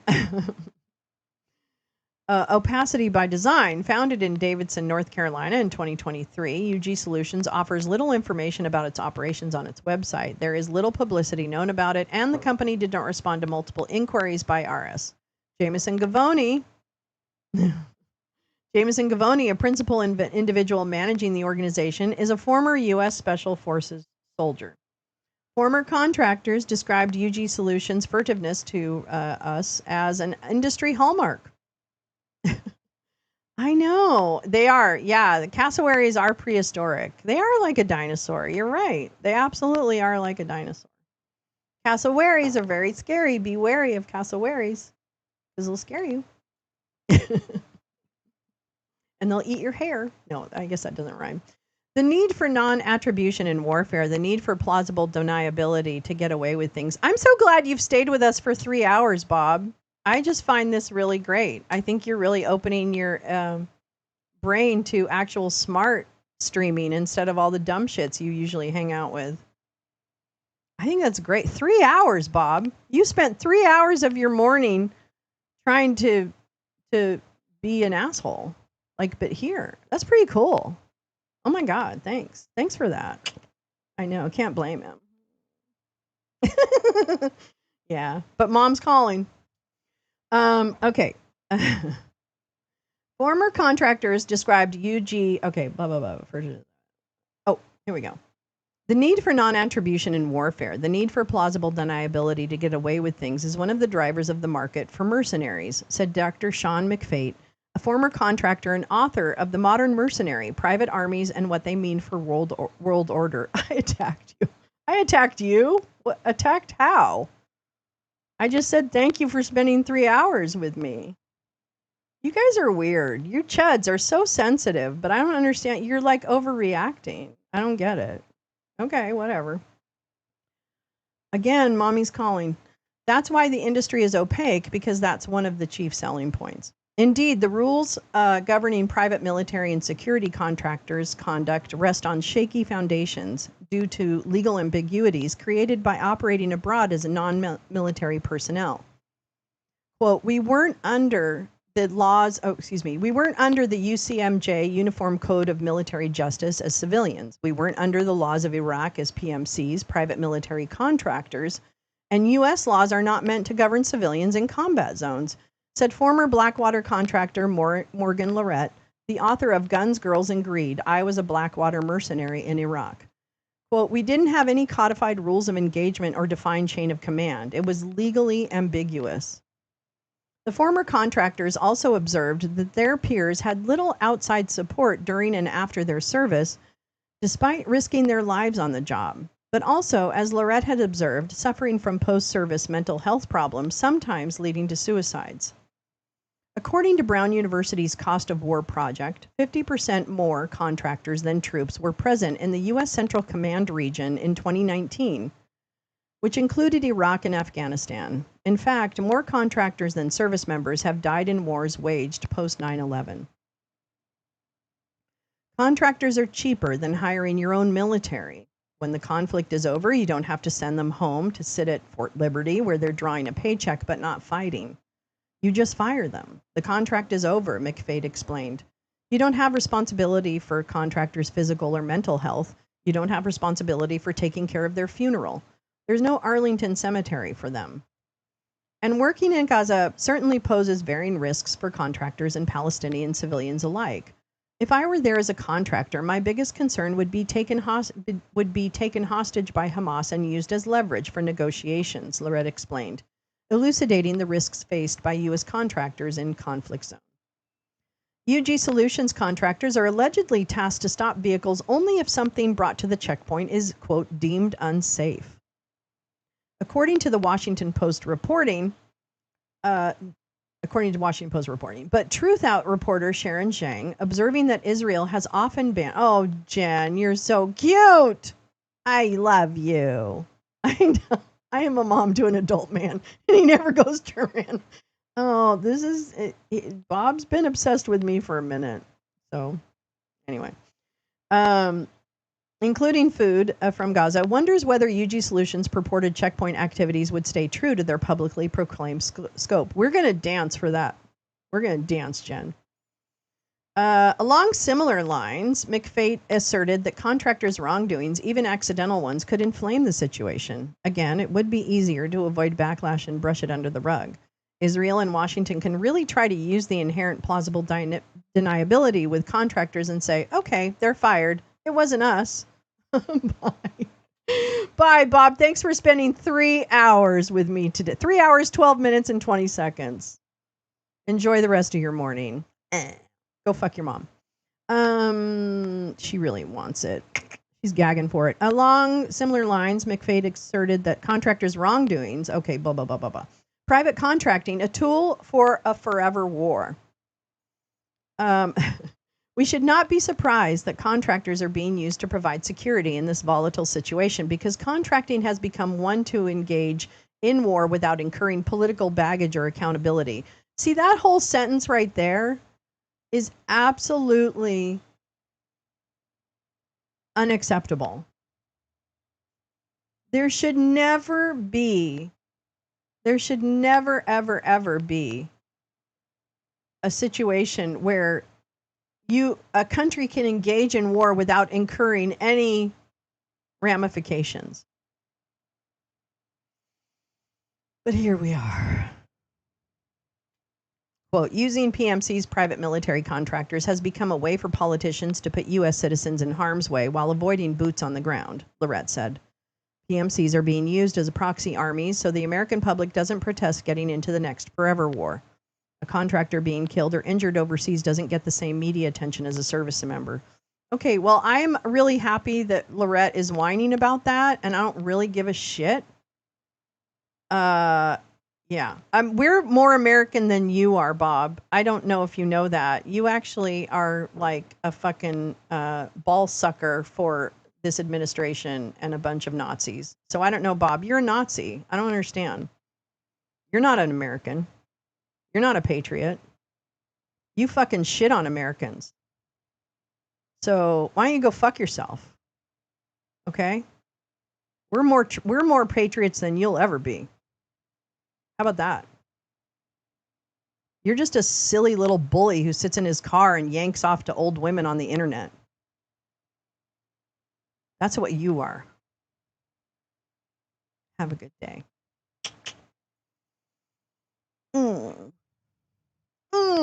Go live, Bob. Go live from your car and complain about it. Whatever. Then there are the baked-in incentives to keep business going. When you tie lethality to profit margin through contracting, you're incentivizing the potential to start and elongate conflicts for interest for profit, McFate told RS. I'm not accusing the contractors on the ground of Gaza of wanting to do that. Come on now. I wouldn't fuck you with Roger Stone's car. That's right. Look at it. Bob's offended. Oh my God. Aren't you going? Aren't you gone yet? It's now 3 hours and 15 minutes. Are you staying for the whole thing? Okay. When you tie lethality to profit margin through contracting, you're incentivizing the potential to start and elongate conflicts for interest, for profit. I'm not accusing contractors on the ground, but that is exactly what is happening, is that we are extending the suffering and monetizing killing. I'm not saying it's happening, but it's possible. Some contractors would go to a place and, start messing things up so they can create demand for their own supply. Oh my God. Really? You think? And the only reason it seems like, because I was looking at all these companies yesterday and thinking, is there a connection to Eric Prince or any of that nonsense? And it seems like the only thing holding Eric Prince back from this particular assignment is the fact that he's in trouble for arms dealing. That's the only thing holding him back. Yeah, it might just be that. No. He hangs out with chuddy women. On the other hand, McFate highlighted that the private contractors being sent to Gaza by UG Solutions, as former Green Berets, are experienced and competent. Contractors, if they're well used, can do a great deal of good in the world. Really, can they? I'm just not really buying this, McFate. I'm sorry. But there's a chance they can royally mess it up. Okay, whatever. In this respect, Lorette expressed concern regarding the many responsibilities, especially ethical ones, that could be imposed on personnel operating in Gaza. I call private contracting outsourcing the morality of combat operations to private contractors, because those guys have to make split decisions about tenuous on-the-ground conditions, and without having those rules and regulations like a military member does, Lorette said. It's a big moral conundrum on what to do or what not to do in a conflict zone. And when you outsource that morality, that's a really good way of putting it. When you outsource that morality to private contractors, it's a bad way to go. That is really the point. And to MMA and retribution fantasies. It's true. It's true. It's funny because it's true. All right, we need a song because Jen gave us a little bit of money. Money. I think we should do, let's see, which one? Huh? No, that's not it. That's not it. That's not it. That's not it. Yes. Shutting the fascists down. Finding the facts so fast. We make the fun times last at Lolo's Lounge. Welcome back to the lounge. Lolo's Lounge. Woo! The best damn friends in the whole damn town. Thanks, Jen.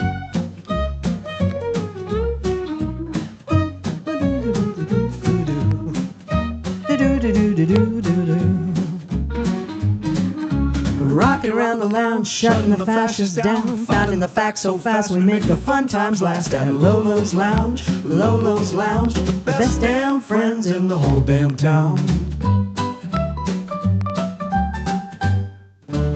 That's right, the best damn friends in the whole damn town. I wrote the lyrics to that. AI and a million other contributors through AI wrote the music. But I wrote the lyrics and I meant every word of it. Thank you, Jen. Thank you for that. You don't have to do that. I'm so grateful to you. That's so sweet. Yeah, you guys are the best damn friends in the whole damn town. Listen, see?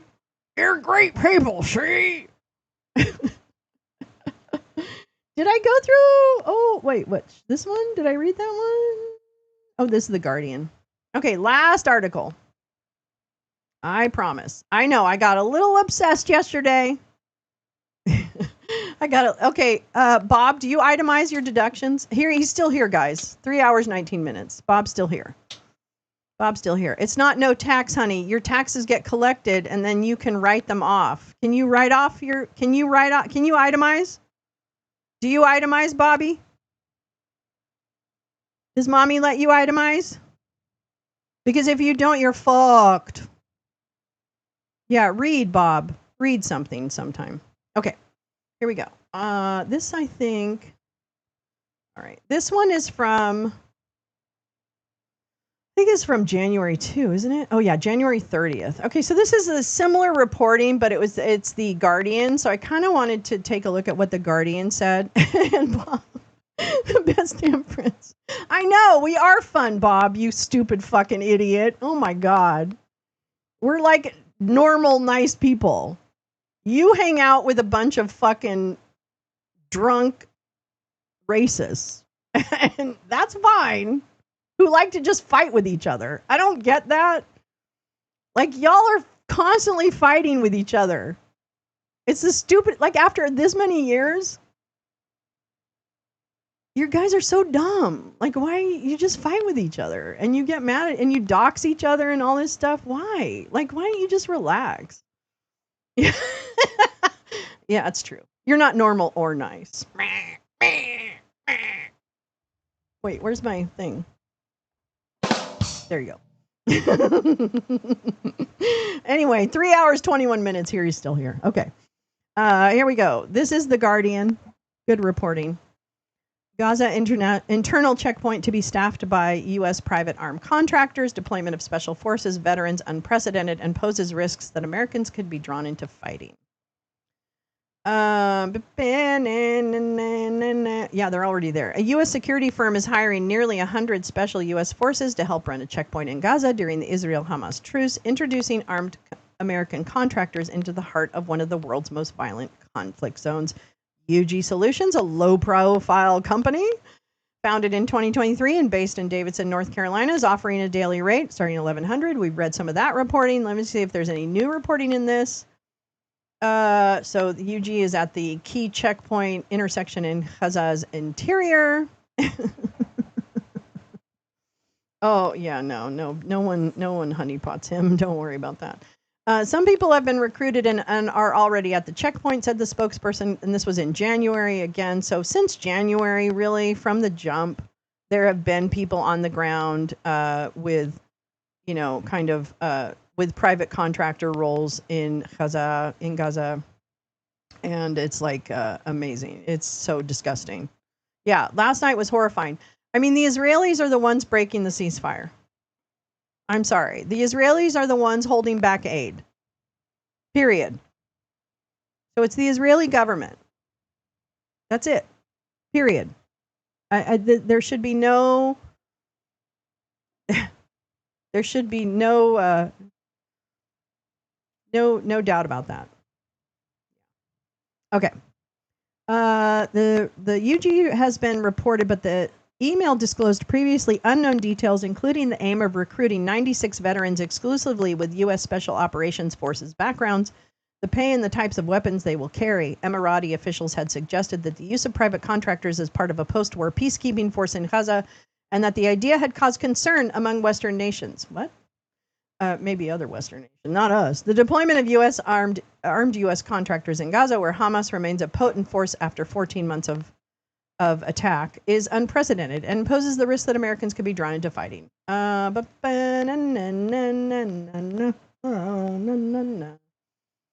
they'll face threat. They'll face threat. We have the right to defend ourselves, he said. He declined to discuss how the company won the contract. The Israeli Deputy Foreign Minister, Sharon Haskell, on Tuesday told reporters without naming UG Solutions or the United States that Israel had demanded that the deal include the use of a private security firm working with an Egyptian security company or forces to help maintain security and humanitarian aid flows. But she said it remained to be seen if the arrangement actually works. Oh my God. So I think it would behoove us to keep track of the use of private military in and the fact that one of the selling points, I guess, one of the lies that this administration is really focused on is, oh, we're the great peacemaker. We're not. We're actually not the peacemakers. We're not. We are causing death and suffering in Ukraine, in Gaza, in Sudan, in Yemen, and likely other places, as well as, to Carla's point, deputized thugs here in the United States who are kidnapping people off the street. And that's not where I grew up. And it should be absolutely something that binds us together. And we should be fighting. Because it doesn't matter who it is. These are everyone. We are people. And there's no way in this time and age that we should have gone so far back. We were not perfect. We were nowhere close to perfect. The endemic and systemic racism in this country has held us back. And now we have a government that is not only acting in that vein, but creating fear because they are able to say with no hesitation whatsoever what they intend to do and who they value. And it's not us. And it's most certainly not immigrants. Yeah. So there it is. 60 years of progress. Poof. Well, it just really set us back. And I'm sorry that white people are so scared of losing what they don't have, which and I really think we really fucked up. Really fucked up. And some of us will pay the price more than others. Measles, bird flu, and I heard yesterday the pulmonary one. Sorry, I forgot the name. RSV? RSV? The GOP knew exactly who he was. Yeah, and here's the thing I really want to keep stressing. I want to keep stressing tuberculosis. Yeah. I want to keep stressing one thing. There is no one in the government who is stopping this administration and their messaging. Okay? There is no one. So what the point is for this is that what is being done to the economy, what is being done to our immigrant population, and even not our immigrant population, right? Even just students with different opinions, scientists with different opinions, blah, blah, blah.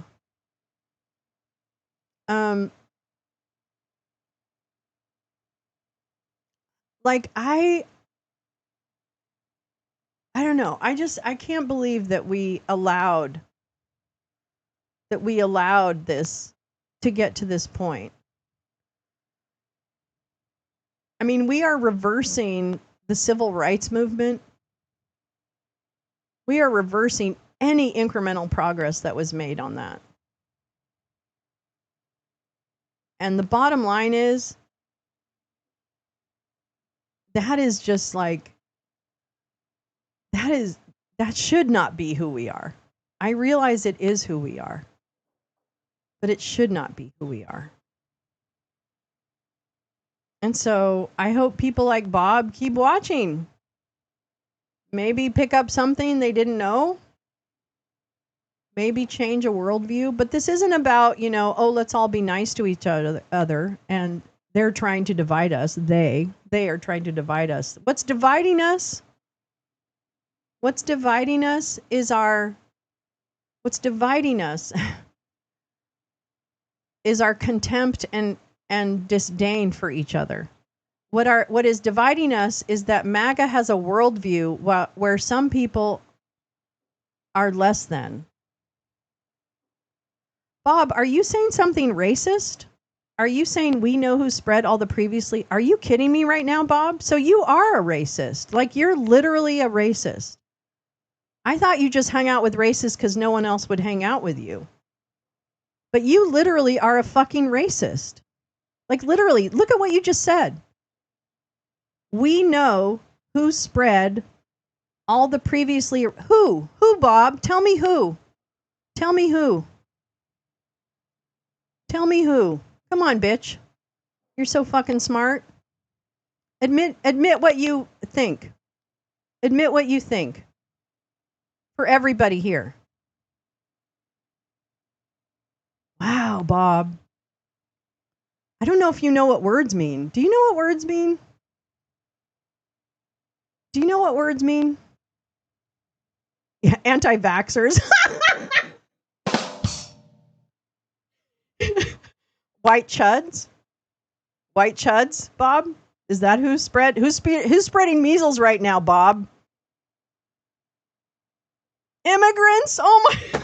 Everybody, meet Bob Cox. Bob Cox the bigot. That's right, bitch. He admitted it.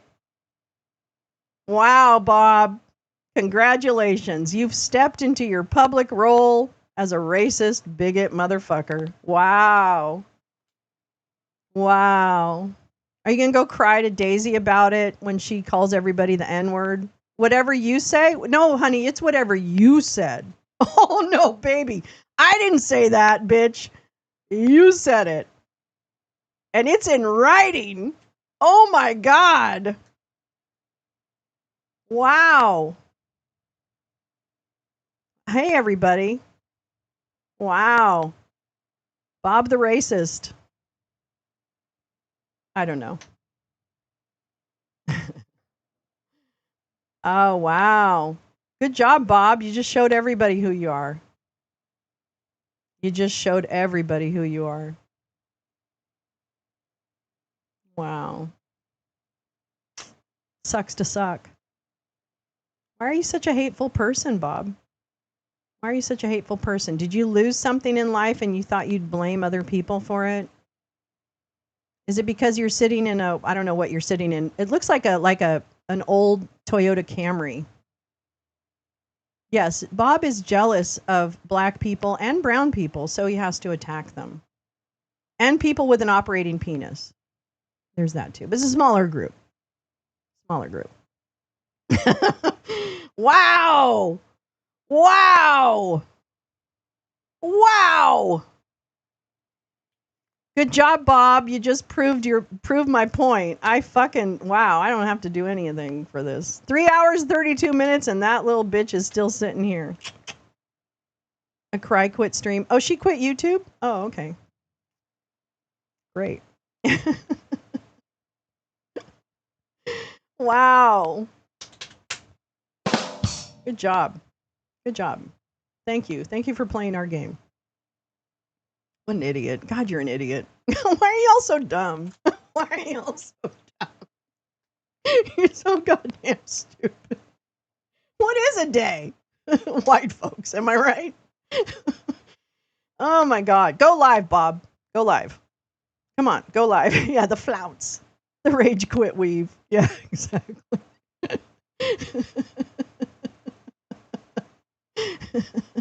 Oh, don't even ask about what that is, Orange. She is a very contemptible human being. Oh my God. She is the worst. She's the biggest racist on the streets that I've seen. And that takes some doing. That takes some real doing on these streets. There's a lot of racists on these streets. Yeah, come on. Come on. Yeah, the road to idiocracy is paved in Bob. Sorry, Bob, you're the star of the show. I guess you wanted to be the star of the show. So here you are, you star of the show. This is our guest racist today. Welcome to our guest racist.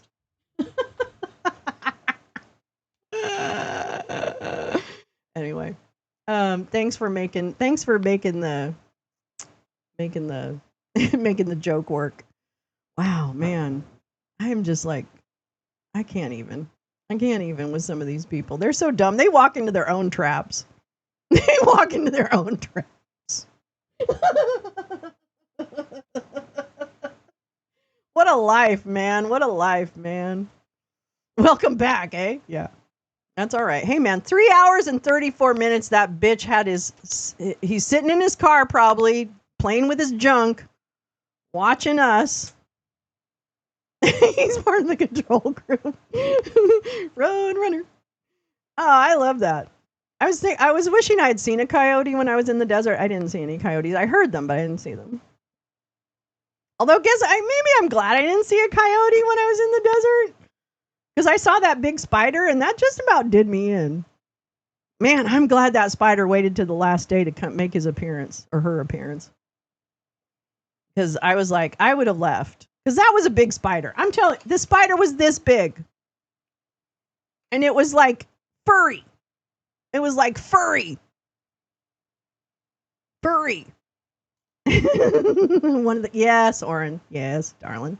Yes. No, he is his mommy. This is mommy. I don't think it was a tarantula. Unless it was like a baby tarantula, but it was furry.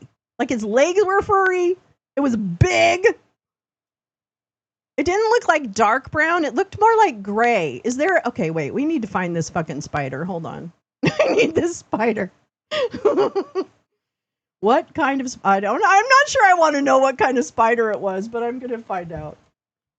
Furry spider, Arizona desert. Oh, wait, that's not it. Furry spider. Whoops. Spider AZ desert. I don't want to see pictures of him. I think it was a tarantula.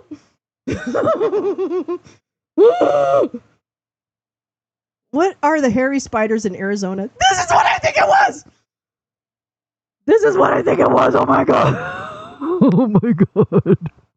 Oh my god. Oh my god. Oh my god. I don't even want to look at it. Holy shit. I can't do it. Wait, I'm going to show it to you. I can't do it. This thing freaked me out. No, it was the, oh, did he block you? Arizona. No, it's called the wolf spider.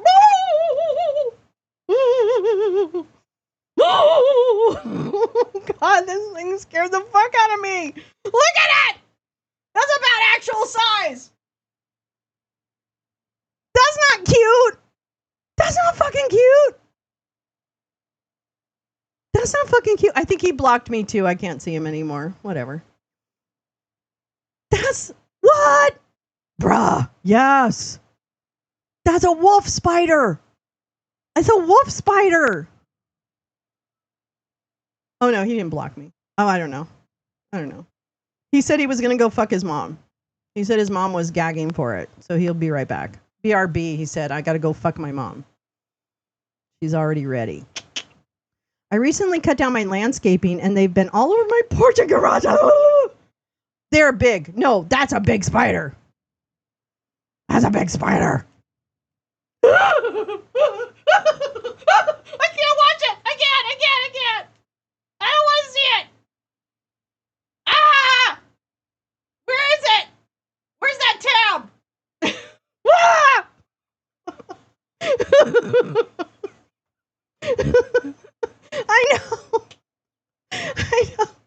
I know this poor wolf spider in the desert was just like, I'm just hanging out on top of this cool tent, She's been here for a few days. Who cares? That's right, Badger. Wolf Spider was howling at the moon, having a peaceful night. And along comes this bitch. Pulls the. It might have been a baby tarantula. I'm going to say Val was in charge of the spider. Val didn't tell me about the spiders. Okay, I blame Val for not telling me about the spiders. I killed a tarantula at zoos in Niagara. Ugh, it must have climbed out of a banana box because they didn't have any on display.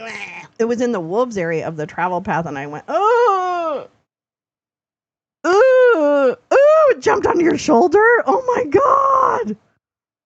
Yeah, Val actually is such a badass. She don't give a fuck. She didn't give a fuck about the spiders. She also sleeps in a van that doesn't have the spideries coming into it. Oh my God. I just was like, that is like a hard no. So maybe I'm not meant to like live outside. 6 foot, 7 foot, 8 foot bunch. Oh, she was. Oh, I don't know. I don't watch anymore. Thankfully, I'm too depressed. It's too depressing to watch chuds. I can't even watch the Troll Central anymore. I love you guys. I love the trolls. But I can't even watch that. There's too many chuds in the Troll Central chat. When did that happen, butterflies? Who invited them in? Oh my God. I mean, unless it's entertainment. That might be. It's fun to laugh at them. Anyway, that's kind of hot. Oh, Val's hot. Val is hot. Let me tell you. A hot lady. And we did like we dyed her hair when I was in we had so much fun. My mom got zapped by a scorpion in the family cabin in Apple Valley. Oh my God, Oren. Now you guys are making me like not want to go to the natural world. 4 good wolf spider stories, so it's not so bad. Please visit Florida. I'm not gonna go to wolf spider capital. Nah. Afraid of what I may become party to if I go into. I don't know. And now it's like, right now it just happens to be overrun by chuds. So I would just like, but there's some good people in there. Butterflies isn't there? There's a few good, the core group is good. And drunk cries. Oh my God. Anyways, enough about chuds. Thanks, Chud, for coming in today and keeping it interesting, although it was more interesting without you, but that's okay. I'm glad you were here for 3 hours and 41 minutes. There's wolf spiders in Michigan? Don't, Jane. I didn't see any mice. I saw bunnies. I saw rabbits with little white tails. They're so cute. What are those kind of rabbits? I was hoping I'd see a roadrunner, but I didn't see a roadrunner. I saw a lot of woody woodpecker. One time in morning stop traffic, there was a big one in my rear view. On your rear view? Yeah, no, I would, Jen, I would get out. I would get out. I didn't see any squirrels. I saw a lizard. Yeah, the spiders ate all the mice. Thank you, Josh. That's right. Peliated, what does that mean? What is word processing service? What does that mean? WBS? Peliated, what does that mean? You really made it. I got out and put my hands up. Oh, woodpeckers. Peliated woodpeckers in desert. Yeah, they were living in the how do you say that name of that tall cactus? Sirocco. What do you call them? Saguaro? I don't know how to say that word. Saguaro. But Socorro? I don't know. Everyone is saying it differently. Asparagus? Asguiro? Saguaro? Saguaro? I had one living in my composter and my son was freaked out, but I didn't believe him. There was a huge spider. Oh, Jane. Oh my God. Oh, that's a wind. Yeah. Scirocco. That's a wind. That's a win. Syzygy. Thank you, Carla. That's it. That's what I was. The Syzygy cactus. It was. They made holes in the Syzygy cactus, and they went there. Saguaro. That makes sense. Val knows how to say it. I just couldn't replay. I couldn't do it. I wouldn't make. Forget the Naked and Afraid. Okay, this actually. Listen, Jen. This made me think, but not that I ever would do a Naked and Afraid, because I wouldn't. But this further sealed the deal. Okay, this further sealed the deal that I am not built for that. I'm not built for the hardcore, bush camping, blah blah blah. I'm just not baked and afraid. You could say, Carla, that when I saw this spider, although I wasn't baked, I could have been baked and afraid. And so there could be that. Yeah, I wouldn't make any of that. The Santa Ana winds. But yeah, isn't there a Scirocco wind? Isn't there a Scirocco, like a desert wind that's called the Scirocco? Am I wrong about that? Remember when we were talking about the big dust storms that come through the desert? What do they call that? What? They use tarantula fan? No. Oh, stop. I'm at home baked and afraid. It's true. It's true. Baked and paranoid. Baked and sad. Baked and despondent. Baked and angry. All right. Well, I'm about to get baked again. So thank you for coming back to the return. A haboob. That's right. The haboobs. I was hoping we didn't have a haboob when I was there. A samoom. A saloon. It's true. I would imagine. I mean, why wouldn't you? I guess. A mistrial. It's all a mistrial.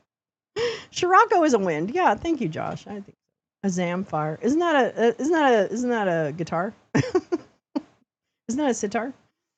Yeah. Okay. So tonight, oh,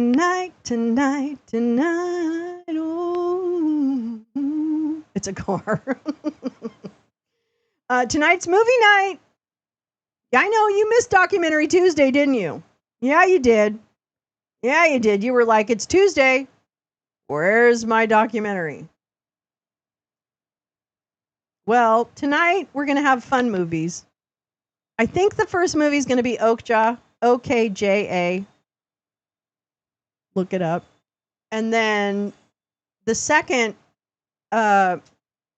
Beautiful Max sent me a million ideas. So I'll just confer and get the second feature nailed down and put it up on all the social stuffy. No coffee availability in all. Okay, good. Good to know. We'll find something. I'm not worried. I always wanted one. What did you want? A spider? Oh, a classic VW. Oh, that would be fun. Okay. Yeah, so tonight, 6:00 on the Discords. Watch my socials for all the announcements of the movies tonight. And then tomorrow, not going to stop us. We're going to do a fucking lounge, and we're going to have some fucking trivia, and it's going to be fucking amazing. All right? So get ready for trivia. The triumphant trivia return of this one. Oh, the new VW vans look so cute. They look so cute. Yeah, they're electric. They're adorable. Yeah, cheaters unite. Get ready. Get your Googling fingers ready. Get your clever responses ready. Get your witty repartee. Oh, Coffee's a great movie. We should probably watch that we could do that another, they would do, no, we can't do 3 because everyone's asleep by then. Anyway, so tonight, movies, blah, blah, blah, blah, blah, blah. Tomorrow, trivia, blah, blah, blah, blah, blah, blah. Used all my clever here. No, you didn't. And then, yeah. And then Monday, Wake and Bake returns. I'm back. I'm not going anywhere for a while. Not that anyone really, But thank you for the people who, it was so kind of people to say, hey, I kind of miss you in the mornings. That meant everything to me. When you said, Annette, oh my God, I know who you are. Annette, I love you so much. Annette Reichel, everybody, another long-term OG lounger from the Twitter days. And our beautiful Newfoundland-based friend. I love you, Annette. Oh my God, are you kidding me? You're one of my favorite people on the internet, girl. We love you. We love you. Yeah, Carla, did you miss me more than GP did? I hope so. I know, long time no see on this platform, Annette. I love it. I love that you made it over here. I adore you. Annette Reichel, I love Annette. She is an old friend of the lounge and an old lounger. She's an original lounger. Yeah, and yeah, so we'll be hanging out. I'll be here. I'll be here. I'll be here. I'll be here. Yeah, we got a strong Canadian contingent in here, Annette. We have an Australian contingent, a smaller Australian contingent, but a mighty one. But we've also got a Canadian contingent. You are here. I missed you much more than Carla did. Oh, thanks, GP. I love you. I really missed you guys too. I missed this. I love this. I was talking to Val about that. I just love this. I love what we do here. I hope that you take away some information from what I do, because I know I'm a little all over the place. But thanks for coming all over the place with me. Yeah, we are worldwide loungers. Scott. All right. I'll see you tonight. I'll see you tomorrow. I won't see you Sunday. But I'm going to see you on Monday. All right? Thanks for coming. See you later. I love you guys. Have a great rest of your Friday.